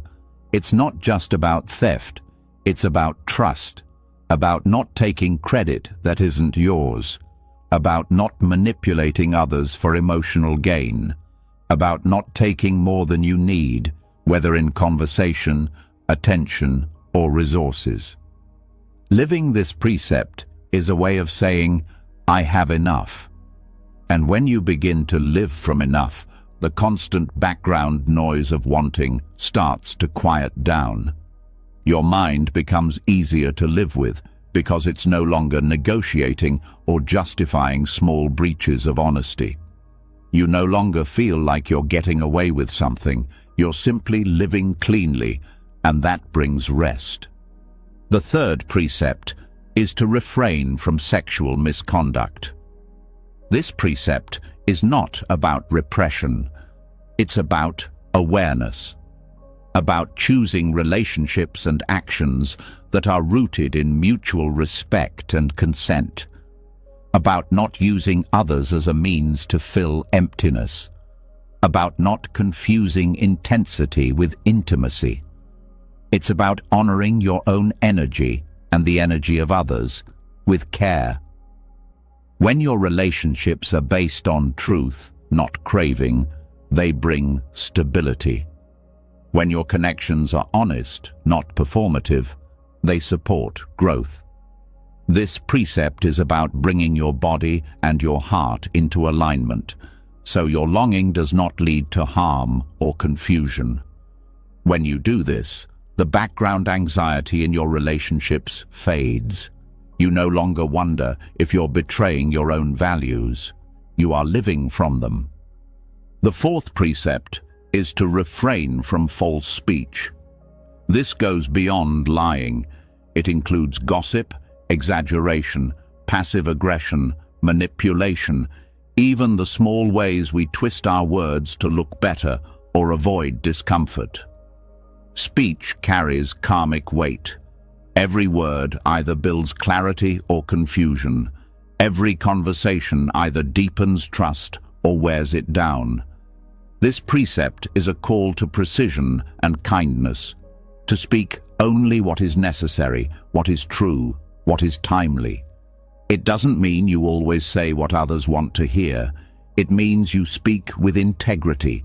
You speak from stillness, not reactivity. And when your speech becomes clear, your mind becomes clearer too, because you are no longer tangled in regret or rehearsing what you said or worrying about being found out. You are no longer bending your truth. You are standing in it. The fifth precept is to refrain from intoxicants that cloud the mind. This is often misunderstood as a moral ban, but it is an act of self-protection. Not because pleasure is wrong, but because clarity is precious. The mind is already full of habits, reactions, impulses. When it is further clouded by substances that dull awareness, suffering increases. Not always in obvious ways, but in subtle ways. Unwise choices, unclear speech, lowered boundaries, increased regret. This precept is about guarding your own peace, about honoring your awareness. It doesn't mean fear or rigidity. It means valuing sobriety of mind as a foundation for freedom. When you live with a clear mind, you notice more. You act with more precision. You remember your values in real time. These 5 precepts are not about being good. They are about living in a way that creates less inner conflict. Each one is a tool for self-respect, a way to live with fewer regrets. When you follow them sincerely, not as rules but as reminders, you begin to feel lighter. Not because life becomes easier, but because you stop adding unnecessary weight. You stop leaving behind small trails of unease. Your energy becomes more whole, your attention less scattered. Living from the precepts doesn't mean you never make mistakes. It means you begin to notice them sooner. You begin to make repairs more easily. You no longer spiral in shame. You correct your course and keep going. And that ability to return to your values, to your breath, to your center, is what makes you strong. Over time, these principles become more than outer guidelines. They become an inner compass, not a voice of judgment, but a quiet sense of direction. They help you navigate complex situations with a steady hand. You don't need to overthink every decision because you have a clear foundation. You know where you stand, and that self-knowledge frees up energy. The mind that was once tangled in second-guessing now rests in clarity. And this clarity isn't harsh. It's spacious. It allows for softness, for patience, for forgiveness. Because when you live in alignment, you no longer project your own inner conflict onto others. You stop blaming, stop attacking, stop defending so much. Your life becomes more honest, more gentle, and the people around you feel it too. This is not about moral superiority. It is about psychological peace. The kind of peace that comes when you are no longer at war with your own behavior, when your choices reflect what you value, when your actions are not perfect but sincere. You begin to live in a way that doesn't require apology. You begin to trust yourself again, and in that trust, you find something more lasting than praise. You find stability. You find respect, not from others, but from within. And that respect, once steady, becomes a deep root for everything else. As inner alignment deepens, and your choices begin to reflect your values more honestly, the foundation for real peace is laid. No longer pulled by shame or confusion, your attention becomes clearer, more available.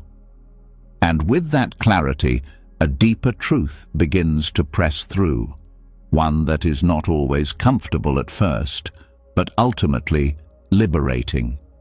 Even when you live with integrity, even when your actions are kind, there remains one persistent source of discomfort: the resistance to change.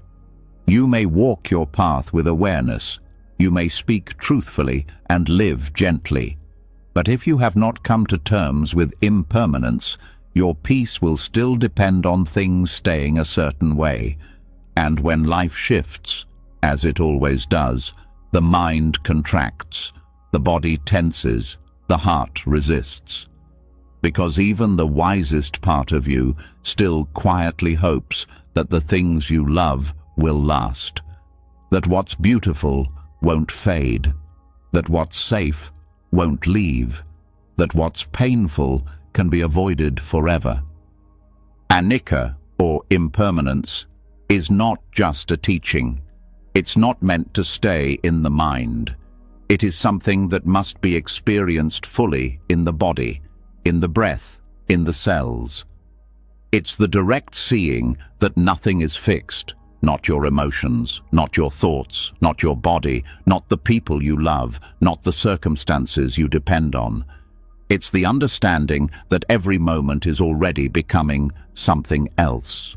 This truth can feel threatening if it remains intellectual. It sounds like loss.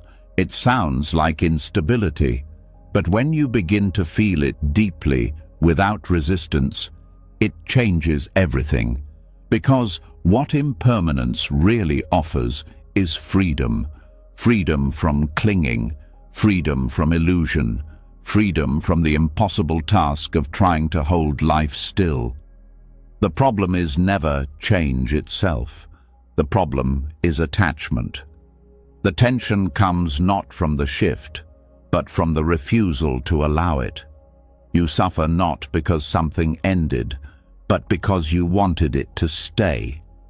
You fear not because something is unknown, but because you expected it to be predictable. And the deeper the craving for permanence, the more subtle the suffering becomes. This is why impermanence must move beyond concept. You cannot reason your way into peace. You must feel it. You must sit with the discomfort of things falling away and allow it to be what it is. This is the difference between knowing about fire and standing close enough to feel its heat. Impermanence, when fully felt, doesn't make you numb. It makes you alive. Start small. Sit with the breath. Feel how it rises and falls without your control. Notice how sensation comes and goes, how thoughts drift in and out like waves. Even joy shifts, even pain softens. Every moment that once felt permanent becomes memory. This isn't a flaw in life, it is the nature of life, and the more you see it in real time, the more trust begins to grow. Impermanence teaches you that holding on doesn't protect you. It only exhausts you. That security based on control is always fragile. That trying to make things stay only creates more fear. But when you let go, not as a strategy, but as a surrender, you begin to touch a different kind of stability. The kind that comes not from what stays, but from your ability to stay present through the change. This shift softens everything. You stop clinging to good moments. You stop fearing the hard ones. You begin to live more honestly, more fully, because you know nothing lasts. And strangely, that makes the beauty more vivid, the love more real, the connection more sacred.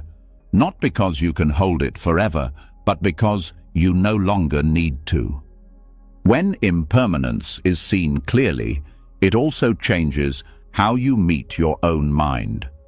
You stop defining yourself by temporary emotions. You no longer believe that how you feel right now is how you'll always feel.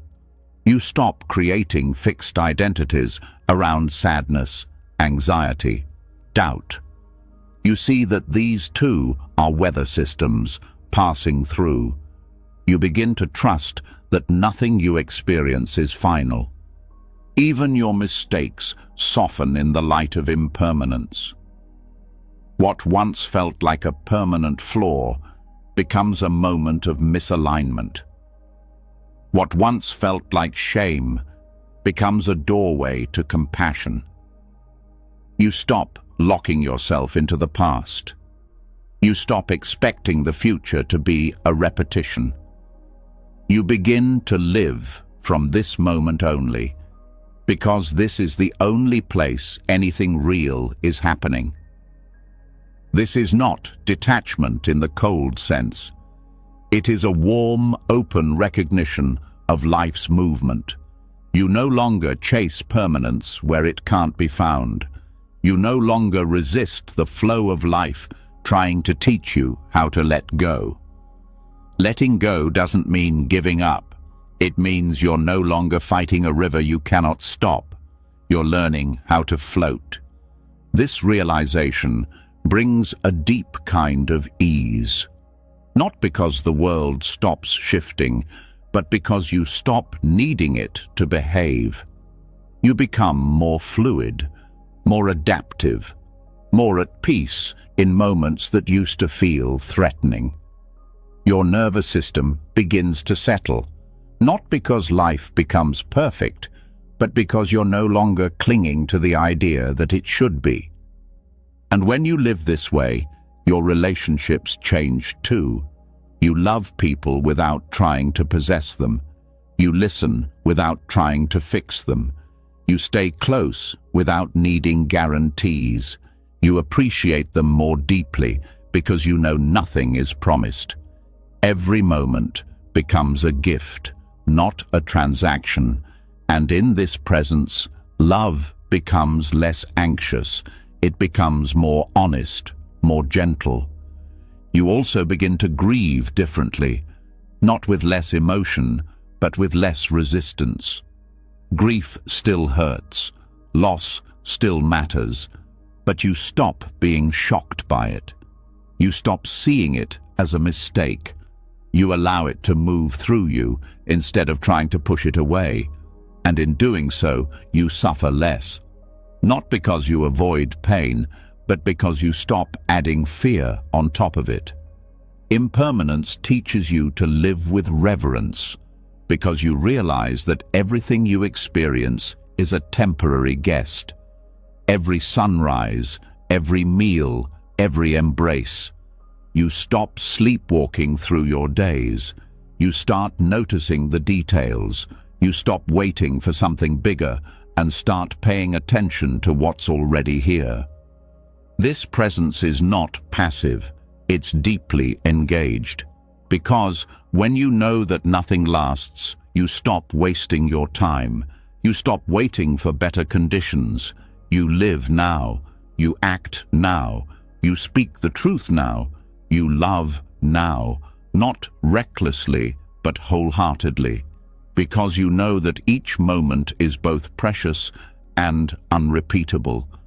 When impermanence becomes embodied, it changes the texture of your life. The same events still unfold. Joy still comes and goes. Challenges still arise. But you are no longer defined by what you hold or what you lose. You become rooted in awareness itself, and that awareness, unlike everything else, doesn't change. It sees change, it allows it, it holds it, but it does not become it. This is what makes impermanence a gateway to freedom. It strips away what is false. It reveals what is reliable. Not the outer world, not the mind's stories, but the quiet, spacious presence that remains as everything else shifts. That presence is your true home. Not because it avoids change, but because it embraces it. And now, you don't have to fear endings. You don't have to chase beginnings. You are at peace with the truth that everything moves, everything breathes, everything is in process, and so are you. When impermanence is not just understood, but embodied, life softens. Each moment becomes a passing guest, and you learn to hold it gently without needing to trap it in permanence. This deep acceptance opens a door not only to emotional freedom, but also to greater sensitivity toward yourself, your body, your habits. As your relationship with the present moment deepens, so too does your awareness of how you care for the body that carries you through all this change. And there, within the most basic act of living, arises an opportunity for profound healing, the way you eat. Food is not just fuel, it is connection, comfort, memory, routine. It can be celebration, punishment, escape, or presence. For many, eating is where patterns of avoidance and control appear the most clearly. It's where love and shame can become confused. It's where speed replaces attention. But eating, when met with mindfulness, becomes more than a physical act.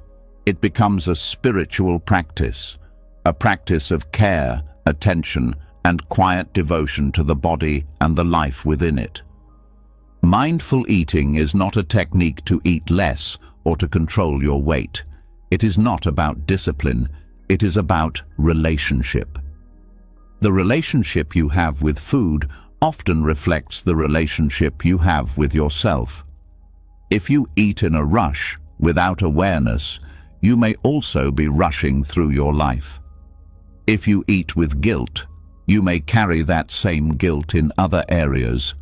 If you eat to avoid feeling, you may be doing the same in your speech, in your work, in your choices. When you bring attention to eating, you begin to see these patterns more clearly. Eating slowly is one part, but even more essential is the quality of attention you bring to it. Are you tasting the food or just consuming it? Are you aware of the textures, the sensations, the smells? Do you know when your body is truly hungry, or are you responding to stress, boredom, or habit? Do you know when your body has had enough, or are you using fullness to feel safe or numb? These questions are not to shame you. They are to invite you into a deeper conversation with your own life. Every bite you take is an opportunity to return to the body, to the breath, to the truth of the moment. And this kind of presence begins to shift your relationship with yourself. It is difficult to hate a body you are truly present with. It is difficult to mistreat yourself when you are listening closely. Many people eat on autopilot, while working, while scrolling, while walking, while watching. This removes the act of nourishment from consciousness. It becomes mechanical, which is why it so often leads to imbalance. When you are disconnected from the experience of eating, you are also disconnected from the signals your body gives you. You don't know when you've had enough, or when you're eating from a place of emotion rather than need. But when you eat with presence, something changes. The body begins to trust you, the nervous system relaxes, digestion improves. You begin to feel not just physically nourished, but emotionally calmer. Because you are not just feeding your body, you are feeding your attention. You are offering care through action, not just thought.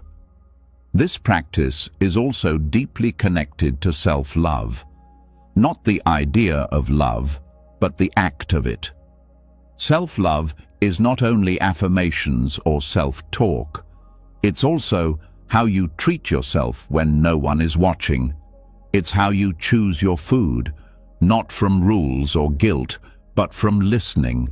It's how you pause before eating, not because someone told you to, but because you feel a quiet reverence for what you're about to receive. Food is a form of intimacy. It enters your body, becomes part of you. How you relate to it matters. When you bring mindfulness to eating, you begin to choose foods that honor your energy rather than react to cravings. Not from fear, but from clarity. You stop eating to punish or reward yourself. You stop moralizing your meals. You simply meet your body where it is, with what it needs. Mindful eating also reveals emotional undercurrents. You may find that you reach for food when you're lonely, or when you're sad, or when you're trying not to feel something else. None of this is wrong, it's human, but when you see it clearly, you begin to explore other ways of responding. You start asking yourself, what am I actually hungry for right now? Is it food, or is it care? Is it comfort, or is it distraction? This awareness doesn't demand that you stop. It invites you to slow down, to become curious. And that curiosity leads to freedom, not because you follow new rules, but because you understand yourself better. You are no longer acting from habit, you are choosing from presence. The body responds to this attention. It begins to feel less threatened, less defensive. You no longer need to binge or restrict to feel in control. You no longer tie your worth to your appetite. You are no longer at war with hunger.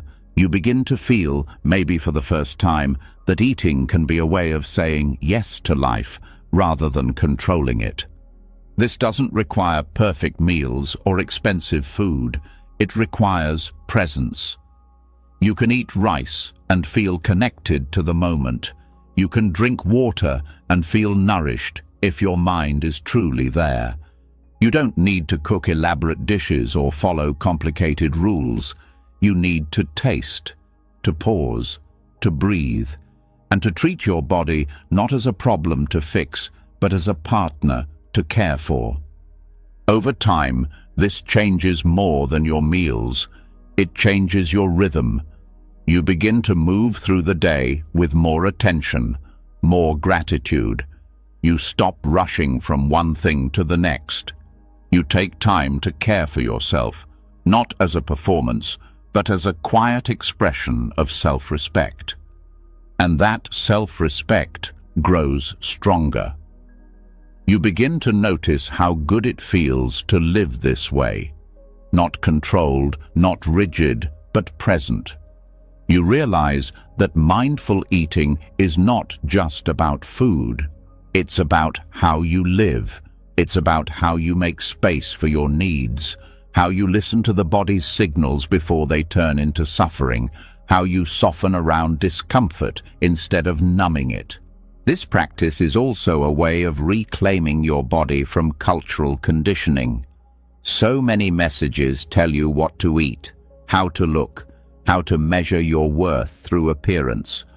Mindful eating returns the power to you, not through resistance, but through awareness. You stop outsourcing your decisions. You start trusting your own inner voice. And that voice becomes louder, clearer, more compassionate over time. You may begin to view meals as moments of ritual, not in a religious sense, but in a human sense. A time to reconnect, to return, to breathe. You may sit at your table without distractions. You may close your eyes for a moment before eating. You may feel gratitude for the hands that prepared the food, for the body that receives it, for the life that sustains you. This kind of attention isn't about doing it perfectly. It's about doing it sincerely. There will be days when you eat too quickly or out of habit. That's part of the process.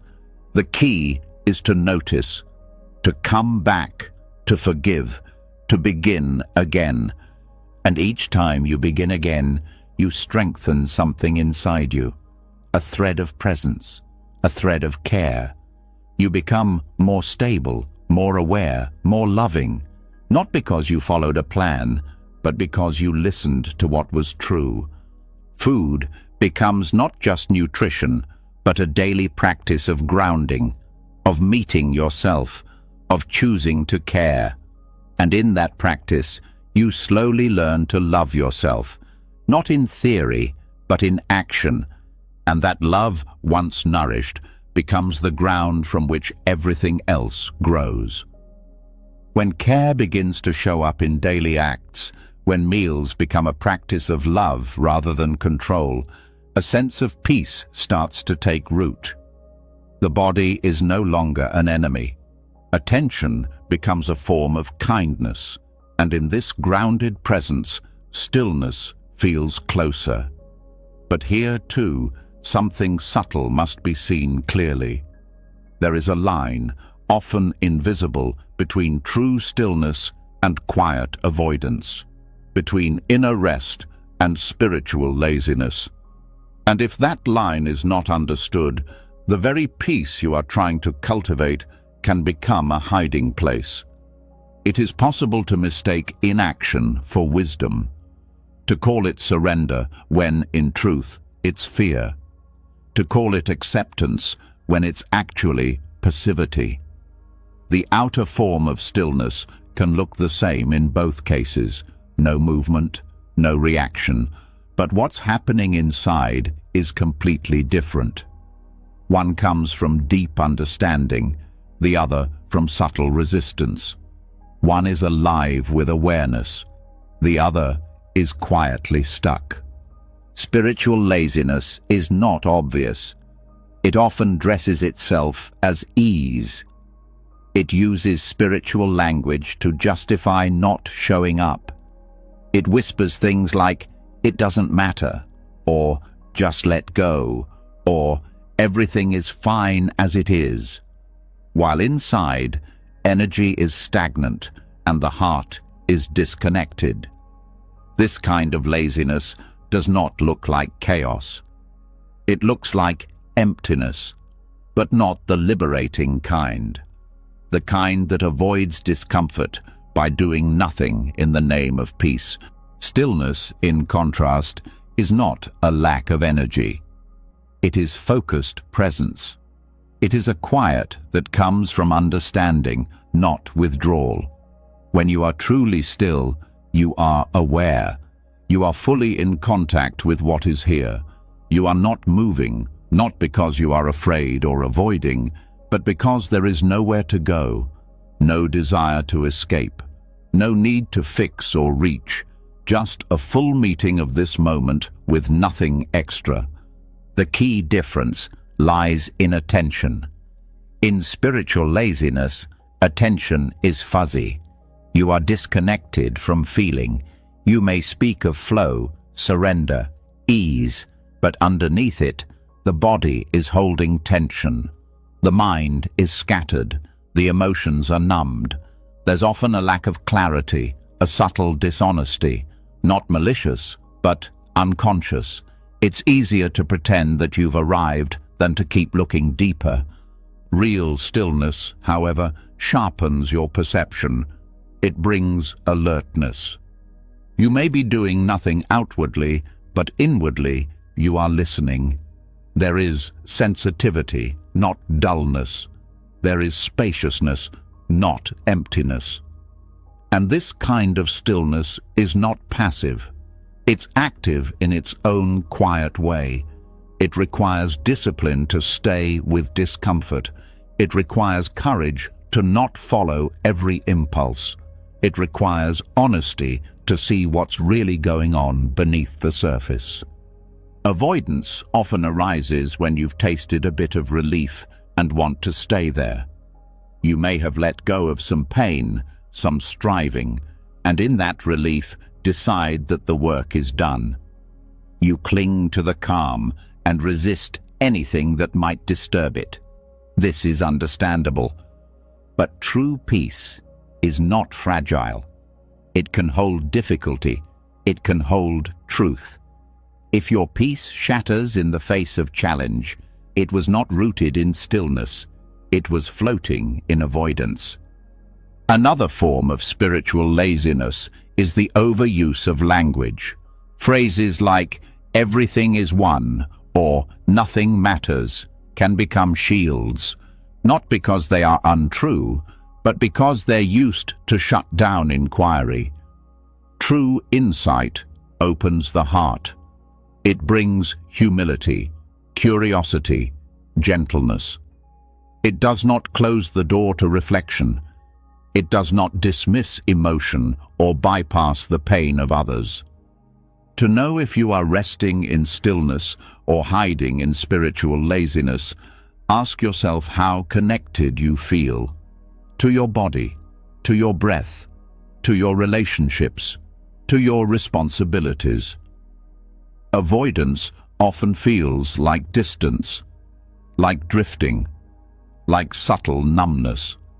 Stillness feels like intimacy, like clarity, like being fully alive, even in silence. Stillness brings energy, not stimulation, but vitality. You feel more capable, not less. You feel more whole, not indifferent.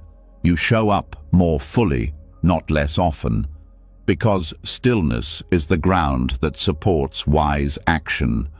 You rest, and from that rest, you move with precision. You don't act impulsively, but when you act, it's clean. You speak only when necessary, but when you speak, it's true. You simplify, not to escape, but to meet life more clearly. Spiritual laziness drains energy because it's a form of holding back, a subtle bracing against life. You may feel tired often, disconnected from purpose, or vaguely heavy.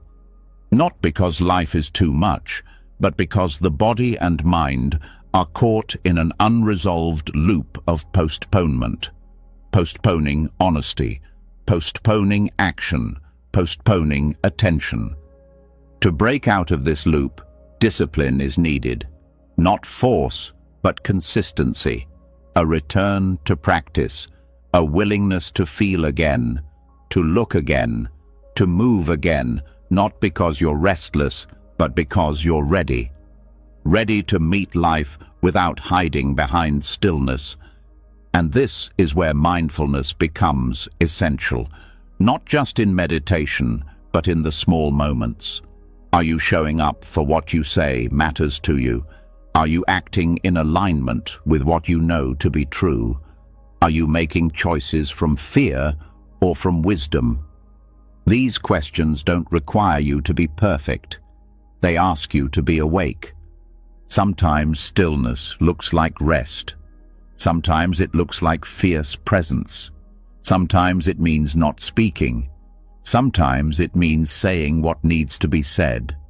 It's not about the outer form. It's about the quality of presence behind the form. Are you aware? Are you honest? Are you connected? When you're truly still, even rest becomes sacred. Even inaction has depth.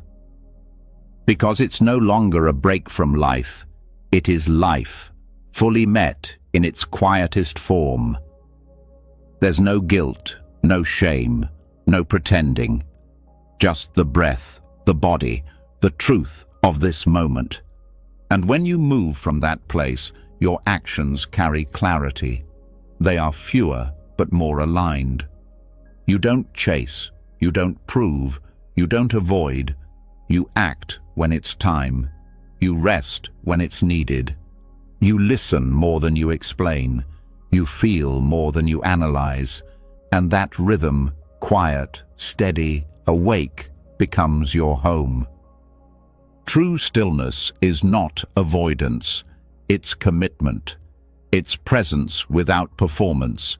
It's the place where nothing is missing and nothing needs to be added. It's the resting ground of deep inner work that needs no external recognition. So, you continue. Not by doing more, but by doing what's real. You return to your breath. You return to your body. You return to the moment you tried to escape. And in that return, you discover what was always waiting beneath the noise.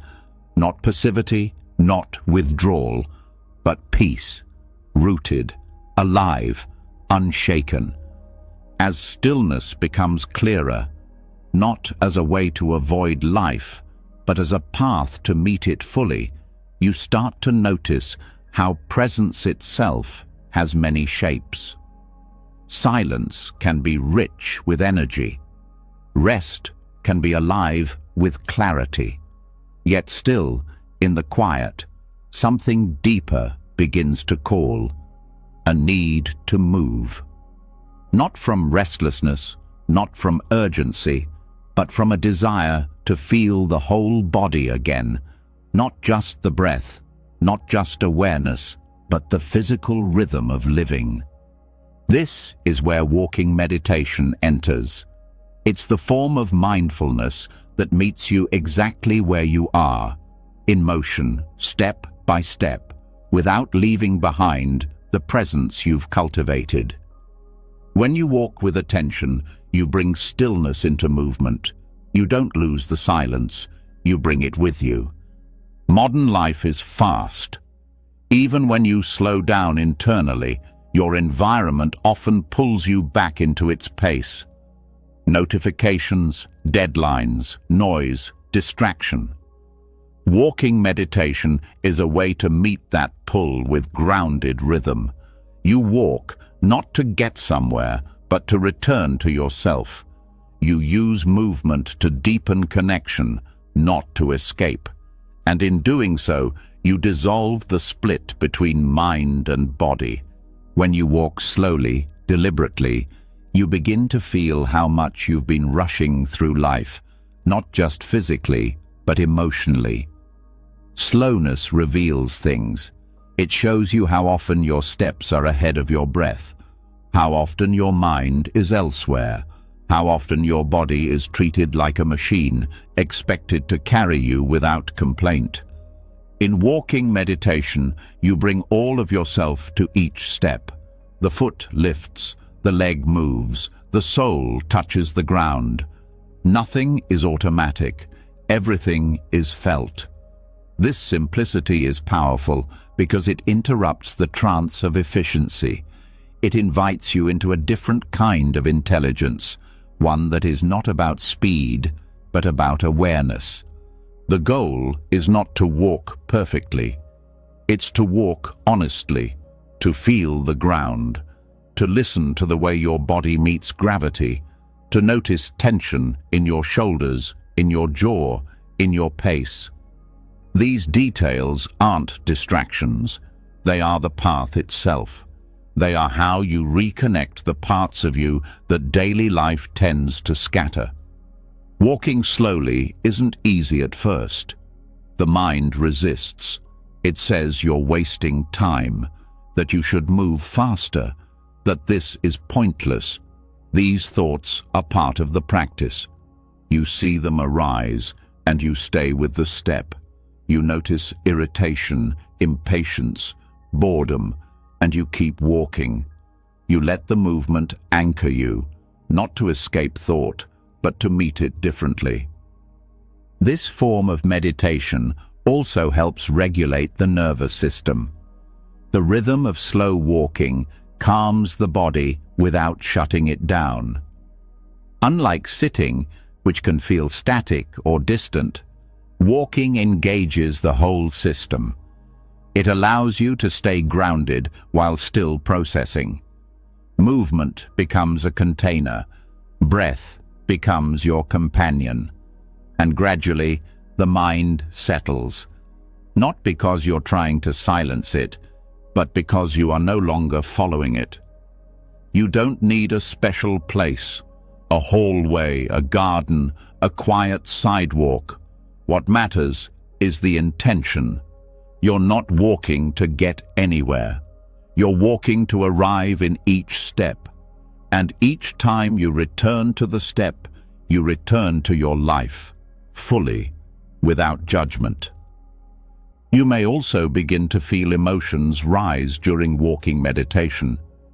The body remembers things that thought doesn't. Movement stirs memory. It stirs grief. It stirs joy. These aren't problems. They are invitations to stay present with what arises.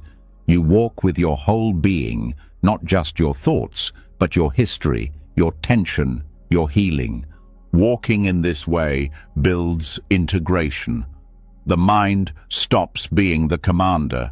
It becomes a listener. It stops demanding that the body move according to its stories. It begins to honor the body's rhythm, and from this respect, internal harmony starts to grow.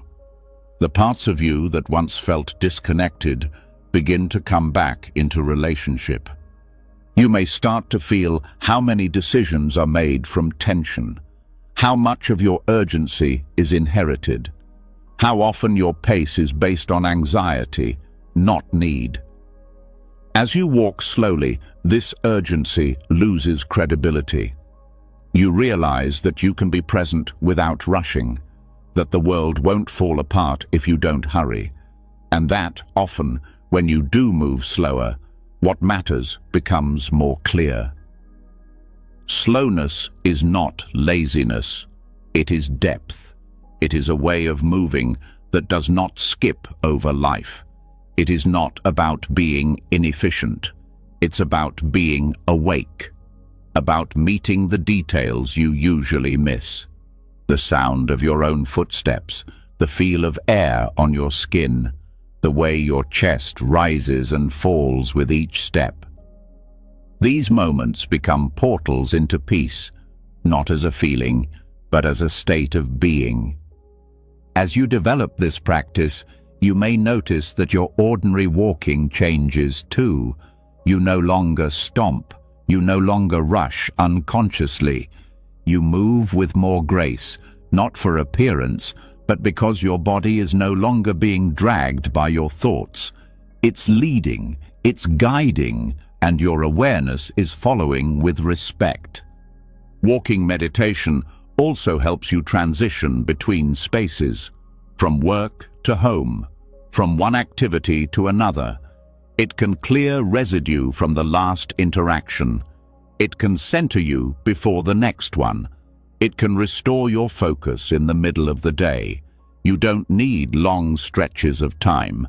A few slow minutes can reset your entire mental state. This is especially useful when emotions are strong. When you're agitated, sad, or overwhelmed, walking can help regulate without suppressing. It gives your body something to do while your mind softens.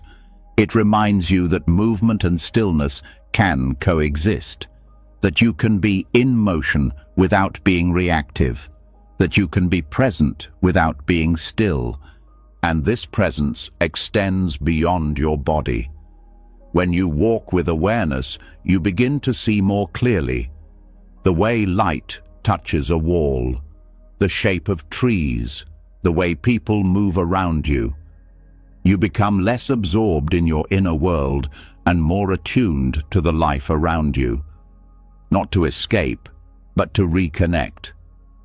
In this way, walking becomes more than therapy.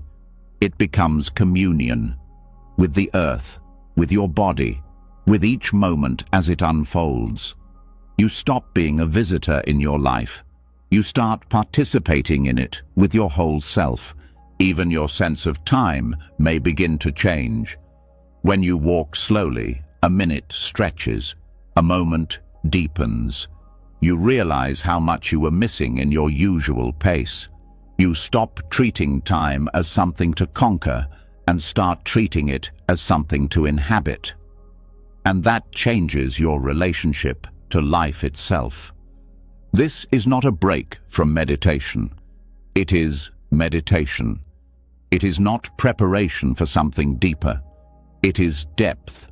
It is not an alternative for those who can't sit. It is a complete practice. It requires the same attention, the same honesty, the same discipline. Walking meditation teaches you that presence is not limited to the cushion. It belongs in motion. It belongs in the breath between tasks, in the pause between conversations, in the space between steps. It belongs wherever you are. And when you walk this way often enough, it begins to shift your identity.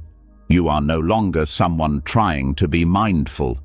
You are someone who walks in awareness, who moves through the world with attention, who honors the ground with each step, not for show, not for outcome, but because this is how you meet life now, slowly, deeply, fully. The wisdom of slowness is not about pace. It is about presence. It is about refusing to rush past your own experience. It is about knowing that there is nothing you need to catch up to. There is only this moment, this step, this breath. And from there, everything unfolds. As you slow your pace and begin walking with your whole self, body, breath, and awareness, something deeper starts to unravel. The mind no longer drives every step. The body is no longer a forgotten vehicle. Everything softens, and in that softening, you come closer to your real experience. But just beneath this calm, another layer often reveals itself. A tension that doesn't come from the outside. A pressure that lingers even in silence. It's the subtle weight of needing to appear spiritual, to perform peace, to perfect your practice, to become a version of yourself that looks enlightened, even if it feels forced. This tension is quiet. It often hides behind good intentions. You want to grow, to heal, to be more conscious, but over time, the desire to be awake can quietly turn into another mask. another story the ego tells, another image to maintain.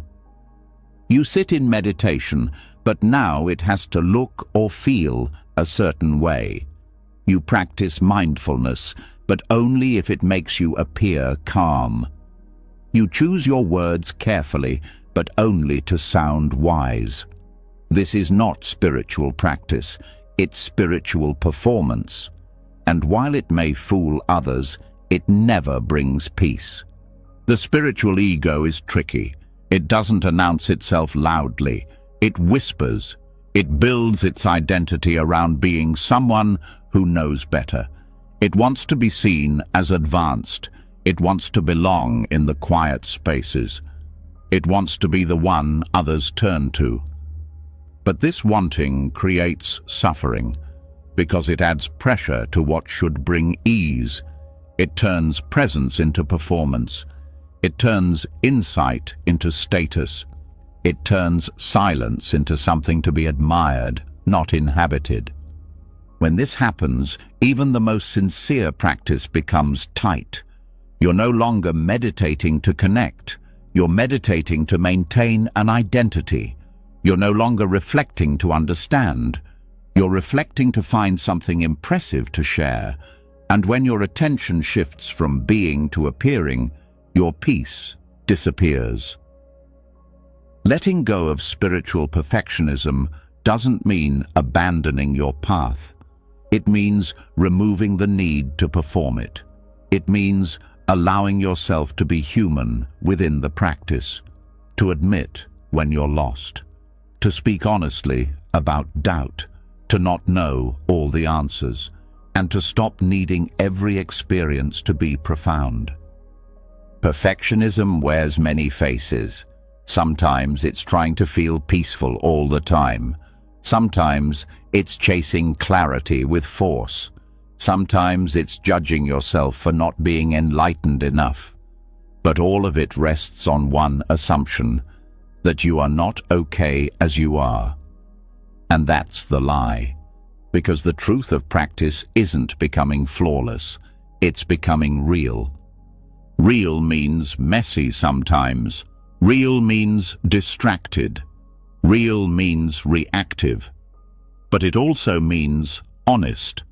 It means showing up to practice with whatever is alive in you, without pretending, without editing, without needing the moment to be any different than it is. The most profound practices are often the simplest. A breath fully felt, a pause fully lived, a moment of presence without explanation. But the spiritual ego doesn't value simple. It wants something to prove, something to share, something to achieve. And the moment you start needing spiritual moments to look impressive, you lose their depth. This is where humility becomes the most powerful teacher. Not as self-deprecation, but as truthfulness. Humility means recognizing that you are not here to impress anyone, not even yourself.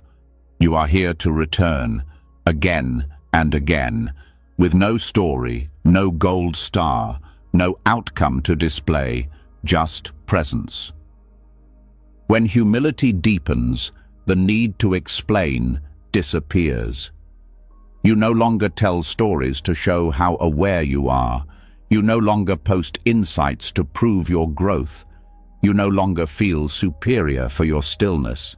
Instead, you learn to be quiet because the quiet itself is nourishing, not because it makes you look good.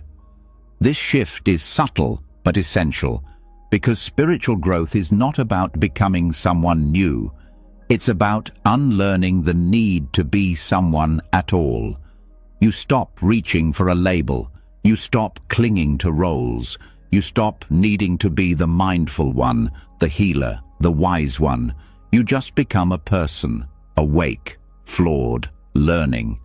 This is where authenticity is born, not in effort, but in release. When you stop performing, your practice becomes soft again. You return to your cushion, not to achieve a state, but to feel what is. You walk, not to be spiritual, but to inhabit your steps. You breathe, not to reach silence, but to be with breath. Even your struggles become part of the practice. You stop hiding them. You bring them into awareness. You hold space for your own contradictions. And that self-acceptance creates room for transformation, because nothing needs to be hidden anymore.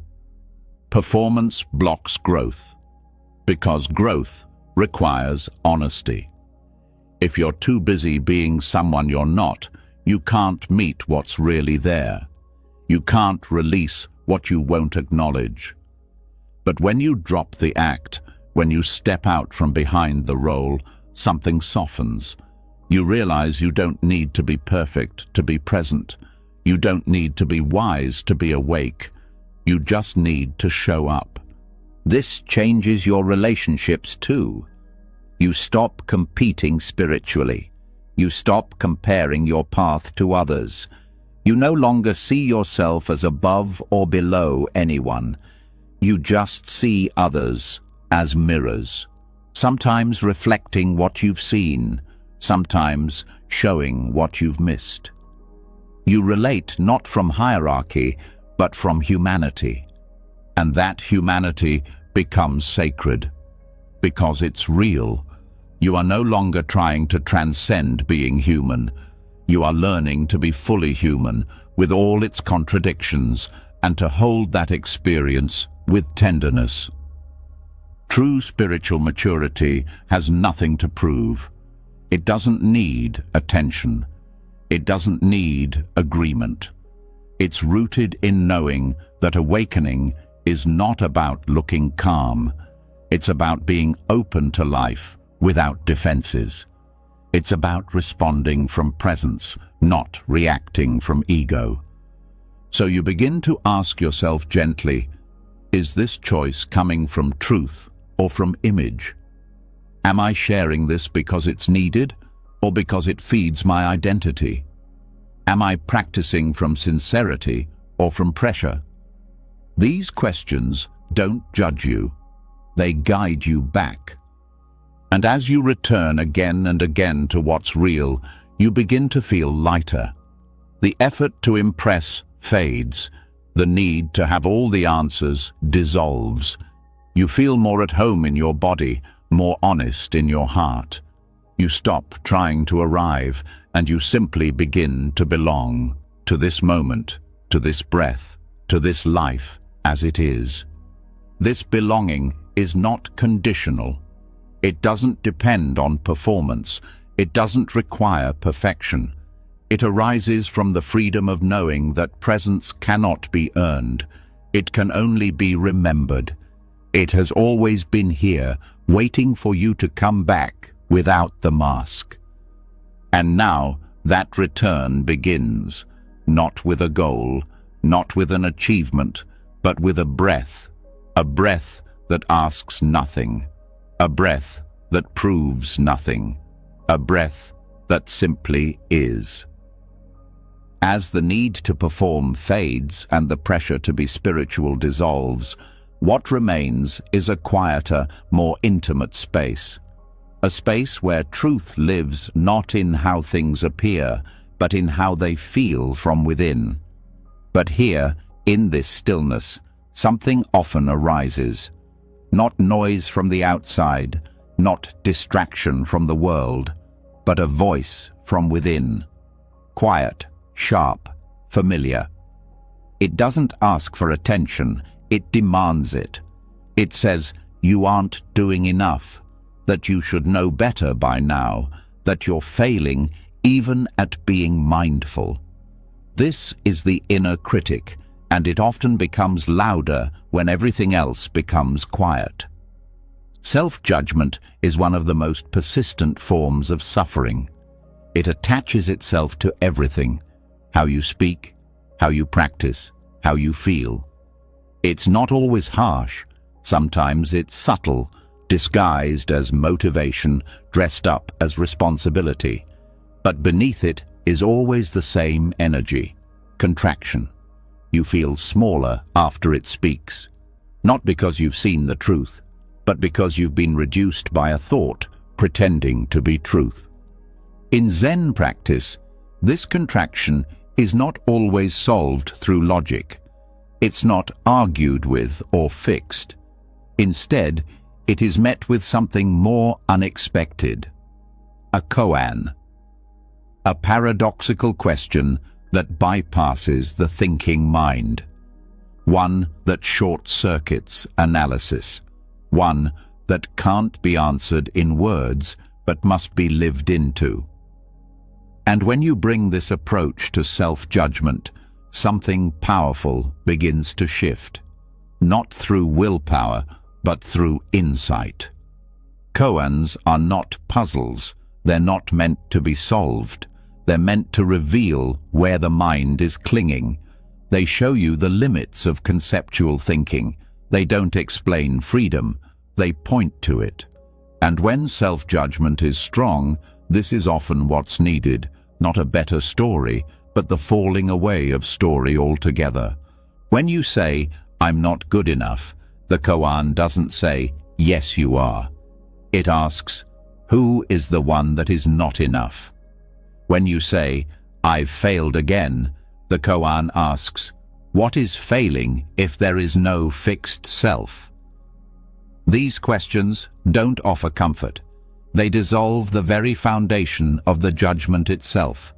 Because judgment rests on identity. It assumes a self that can be defined, labeled, improved, or condemned. But when you look closely, who is being judged? Where is the self that did wrong? Is it the version of you from a year ago, from a moment ago, from a thought ago? Can you find a self that exists long enough to carry blame? This inquiry doesn't lead to nihilism. It leads to space. A kind of freedom that arises when you see that the inner critic isn't pointing to anything solid. It's reacting to a pattern, a habit, a voice from the past, a loop that's played so often you forgot you could press pause. Koans invite you to do just that, to stop trying to resolve the critic with better thinking, to instead meet it with presence. When the voice says, "You're not spiritual enough," you meet it with stillness. When it says, "You're too much," you ask, "Too much for whom?" When it says, "You're behind," you ask, "Where is the finish line?" These are not distractions, they are disruptions, intentional ones.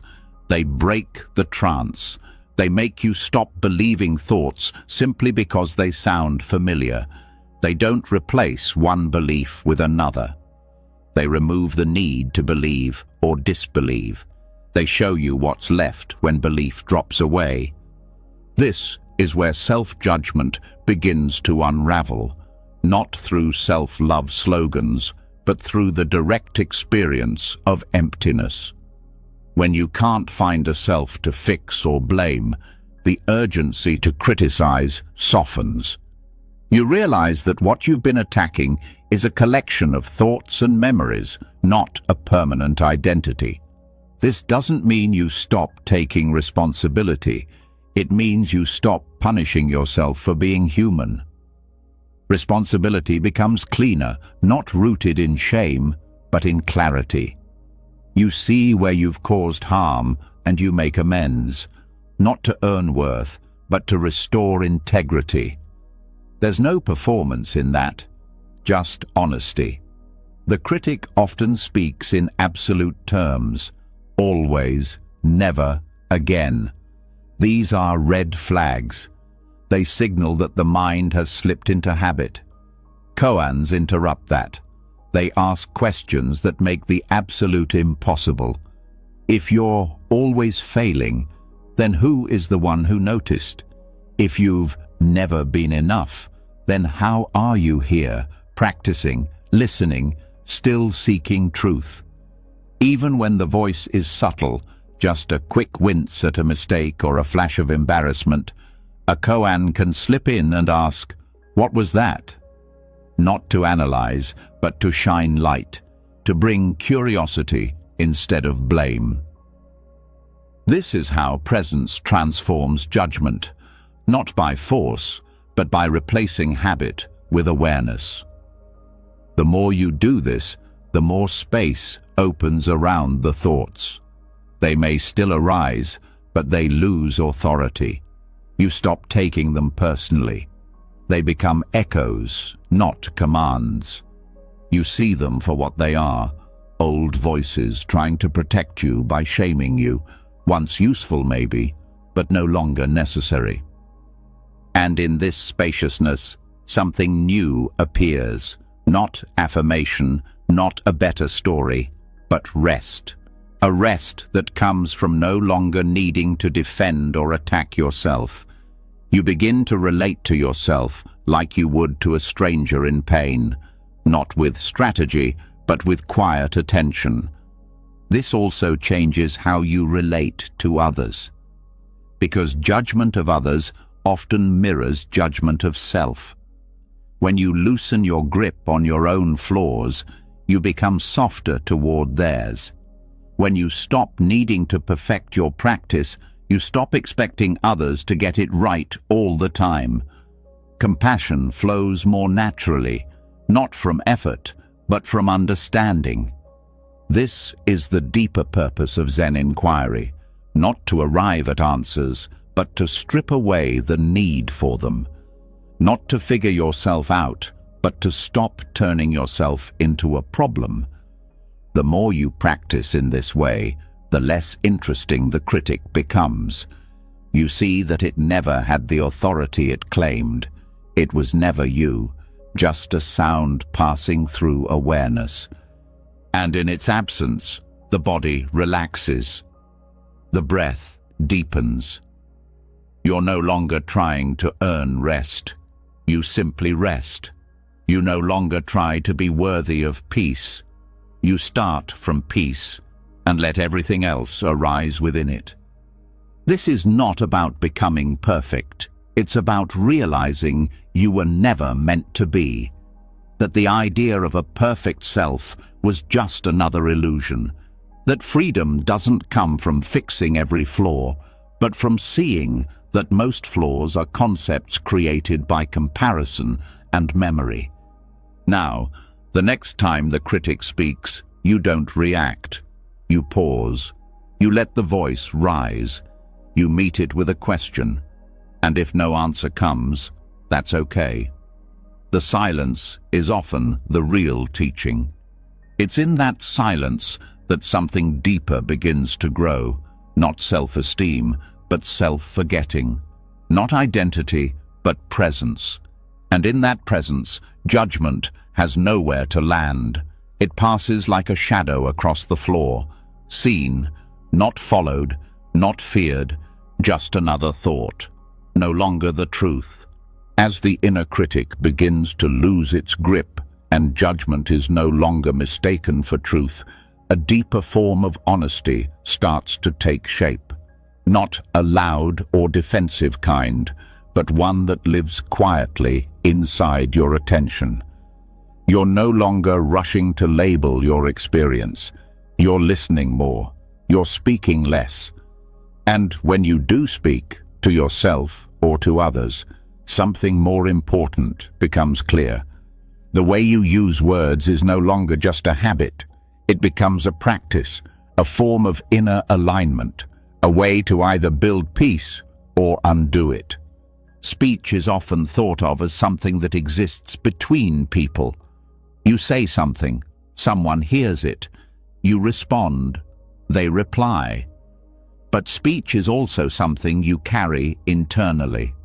The voice that speaks when no one else is around. The words you repeat to yourself in the quiet moments. This internal speech often goes unnoticed, yet it shapes how you feel, how you react, and how you understand your place in the world. Right speech in Buddhist practice is not just about avoiding harm. It's about speaking in a way that reflects awareness and intention. It's about pausing before you speak, not to be polite, but to be clear, not to be agreeable, but to be kind. When applied inwardly, right speech becomes a tool of liberation. It changes the way you narrate your life. It transforms your inner dialogue from tension to clarity, from punishment to care. What you say to yourself matters. Language is not neutral. Every phrase you repeat becomes part of the fabric of your mind. If you say, "I always mess up," that becomes a groove. If you say, "No one understands me," that becomes a lens. These words might not be spoken aloud, but they still echo inside your awareness.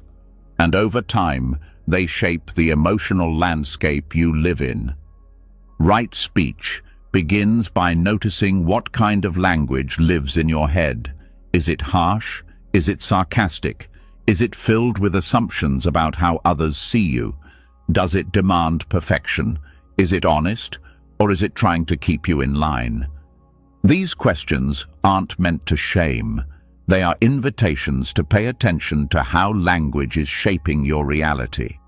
This is where practice begins, not with censorship, but with curiosity. You listen not to edit yourself, but to understand what habits have formed. You start to hear the tone, not just the content. Is it compassionate? Is it reactive? Is it old? Has it become automatic? Right. Speech includes 4 qualities. It is truthful, helpful, kind, and timely. Applied inwardly, this means that your inner voice does not need to flatter you or lie, but it also doesn't need to hurt you to feel true. A voice that is both honest and kind is possible. One that says, "This was hard and I see you," instead of, "You should have done better." One that says, "Let's keep trying," rather than, "You'll never change." When your inner speech changes, your nervous system begins to feel safer, because you're no longer at war with yourself. You're not waiting for criticism. You're not preparing for self-attack. You're living inside a mind that treats you like someone who matters. Not because you're always right, but because you are worthy of kindness even when you struggle. This does not make you soft, it makes you resilient. Because when your internal language is steady and kind, you recover faster from difficulty. You respond to challenges from a centered place. You don't collapse under criticism because you no longer believe the worst voice in your head. You've trained it to speak differently, and this inner change extends outward. The way you speak to others becomes clearer, less reactive. You stop using words as weapons. You stop filling silence with noise. You speak when needed, not just when you're uncomfortable. You begin to recognize that every word you offer is a seed. It can create distance or connection, confusion or clarity, harm or healing. When speech is misused, internally or externally, it creates mental conflict. You say one thing and feel another. You promise things you don't intend to keep. You agree to avoid discomfort. These small breaches may not be visible to others, but they leave a trace inside. A sense of dissonance, a fracture between who you are and how you show up. Right. Speech repairs this fracture. It invites you to say less, but mean more. To pause before you speak, not from fear, but from care. To stop using language to escape discomfort. To speak what's true and trust that the truth, when offered with presence, is enough. Even silence becomes part of right speech, because sometimes silence is what kindness looks like. Not avoidance, but restraint. Not hiding, but choosing not to say what doesn't need to be said. When your speech is grounded in awareness, you no longer fear silence. You no longer rush to fill it. you let it speak its own truth. Right speech is also deeply connected to boundaries. When your internal dialogue respects you, it becomes easier to say no with clarity. Not from guilt, not from anger, but from steadiness. You're no longer using words to keep the peace at your own expense. You're no longer agreeing just to avoid conflict. You're communicating with your whole self, your values, your truth, your presence. This integrity brings peace. Not because every conversation goes well, but because you are no longer betraying yourself with your own voice. You begin to trust yourself. You begin to believe in what you say. You feel less fragmented, because your outer words and inner truth are no longer in conflict. And this trust creates space. Space to think before reacting. Space to ask questions instead of assume. Space to hold silence without panic. Space to let others speak without needing to defend. You begin to speak less from fear and more from clarity. This shift is not sudden. It takes attention. It takes willingness to listen to the voice you've been living with, not to fight it, but to understand it, to recognize that it learned its tone from somewhere, that it tried to protect you, that it repeated what it heard, and then to slowly begin changing it, not by force, but by choosing different words again and again. The voice in your mind can become your ally, not by being perfect, but by being honest, by reminding you of your values when it would be easier to abandon them, by speaking with gentleness when the world is loud, by helping you pause when you want to rush. Right speech transforms mental conflict, not because it fixes your problems, but because it changes how you talk to yourself while facing them. It reduces the extra suffering, the guilt, the shame, the self-attack that makes difficulty harder than it needs to be. It builds a foundation from which real clarity can grow. And from that clarity, your whole way of being begins to shift. You stop seeking validation through words. You stop performing peace. You stop hiding behind cleverness or silence. You speak when it matters. You listen when it doesn't. You rest in the space between words with trust. Because you've learned that the most powerful voice is not the one that says the most.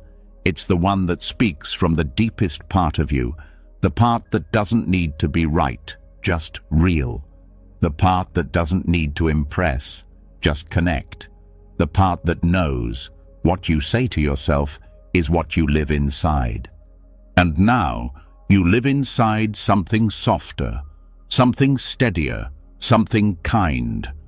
As your words begin to soften and inner speech becomes a source of clarity rather than conflict, something unexpected happens. A quiet spaciousness opens. One where you're no longer defending yourself against yourself. One where silence isn't a threat and truth doesn't need embellishment. But in this space, another layer of growth calls for your attention. Even when your mind is kind and your speech is clean, there are things you still cling to. Identities, habits, beliefs about who you are and how things should be. And while they may not scream like the inner critic once did, they still limit the depth of your freedom. There is a deeper letting go that does not happen once, but again and again. A practice not of control, but of surrender. Not dramatic, but intimate. It is the daily choice to release what you've outgrown, to die, not in body, but in ego, not in spirit, but in attachment. This is the practice of micro-impermanence, letting yourself die a little each day so that something more real, more honest, more present can live in its place. Dying daily is not about disappearing, it's about releasing. You let go of the version of yourself that no longer fits. You shed the expectations that weighed you down yesterday. You watch the roles, the routines, and the labels you've picked up, some useful, some outdated, and you bow to them, then loosen your grip. It's not a rejection, it's a recognition. Nothing you identify with is permanent, and the more you pretend otherwise, the more life becomes a performance instead of a presence. This practice is subtle. You might begin with one small thing, how tightly you hold on to being right, or the way you rehearse your image in front of others, or the routine that comforts you but secretly dulls your spirit. You notice it. You pause, you ask, what would happen if I didn't cling to this today? The answer is rarely immediate. Sometimes discomfort rises, sometimes relief. Either way, space appears where contraction once lived. This is not a denial of who you are. It's a return to what you are beneath the layers. The personality you protect, the stories you retell, the patterns you repeat, these are costumes. Some serve you, some limit you. The point is not to judge them, but to see that they are not fixed, that you are not required to keep wearing them. When you die daily to who you were, you give the next version of yourself room to breathe. You don't force transformation, you allow it. Like shedding skin, it happens in layers. Sometimes you don't even notice until afterward, when you no longer feel the need to explain, defend, or achieve something you once believed defined you. This practice also reveals how much energy is spent maintaining the illusion of sameness.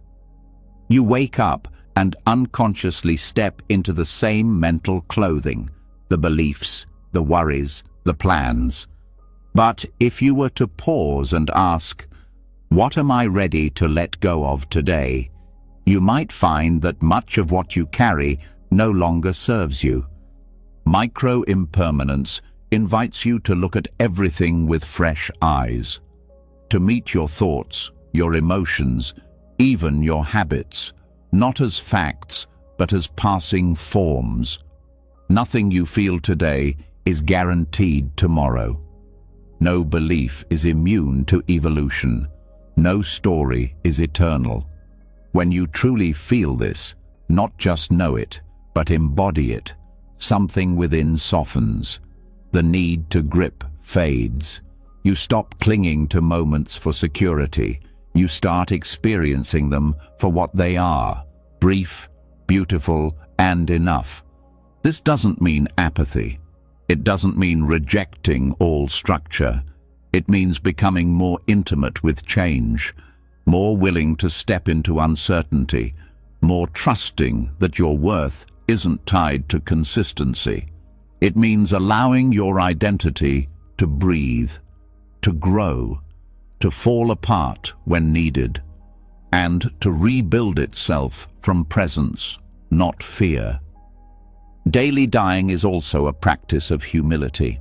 It reminds you that you are not the same person you were yesterday, and neither is anyone else.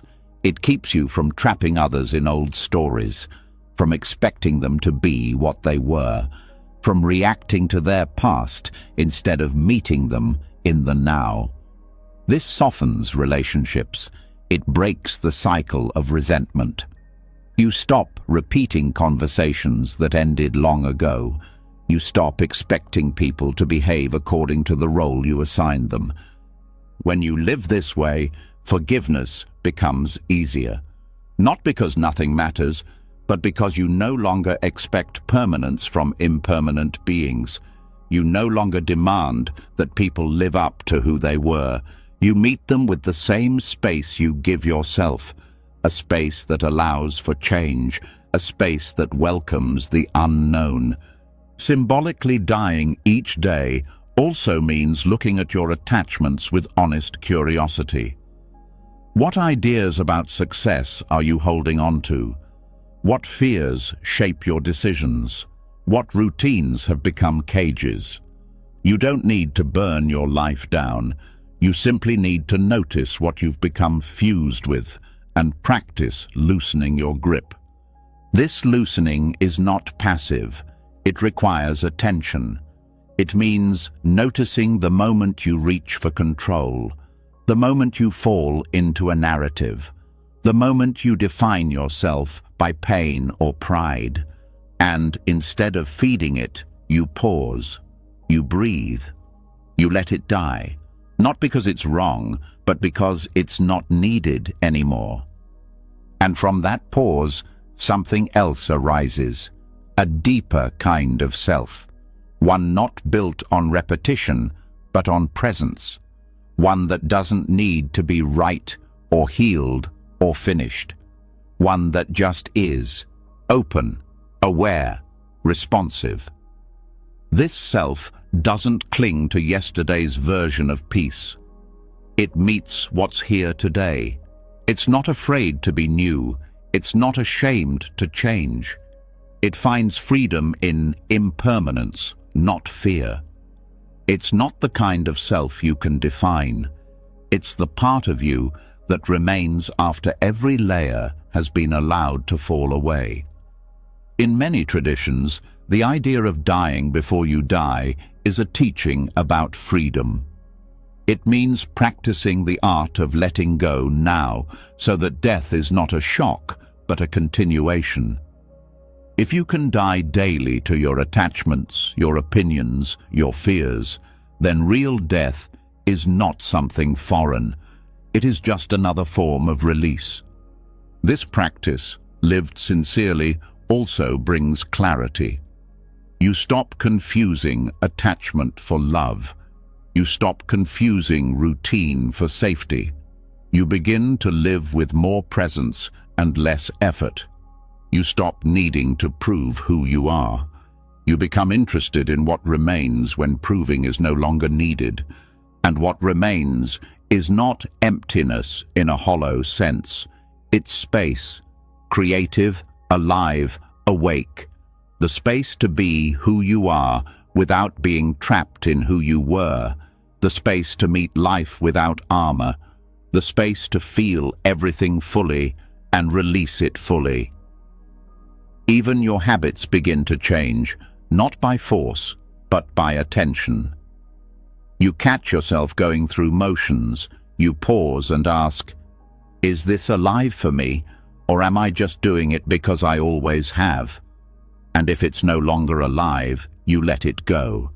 That act alone is a form of dying, a gentle death of routine, a soft rebirth into presence. You also stop fearing the unknown, because every day becomes a rehearsal in trust. You trust that letting go will not erase you. You trust that change will not destroy your center.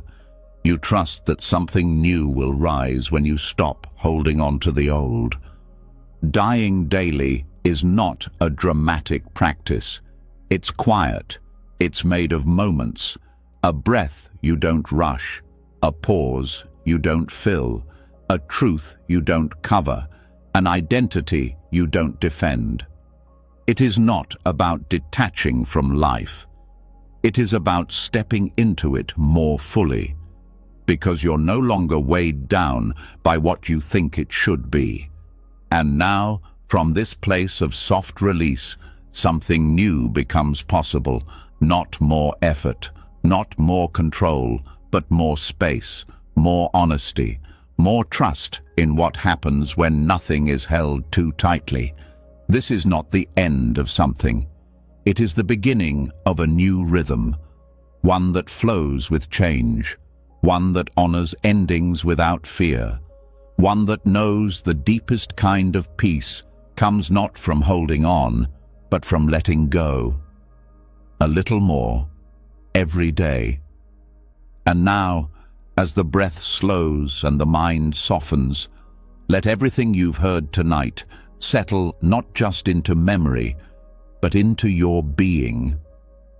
You've traveled through silence, through slowness, through letting go.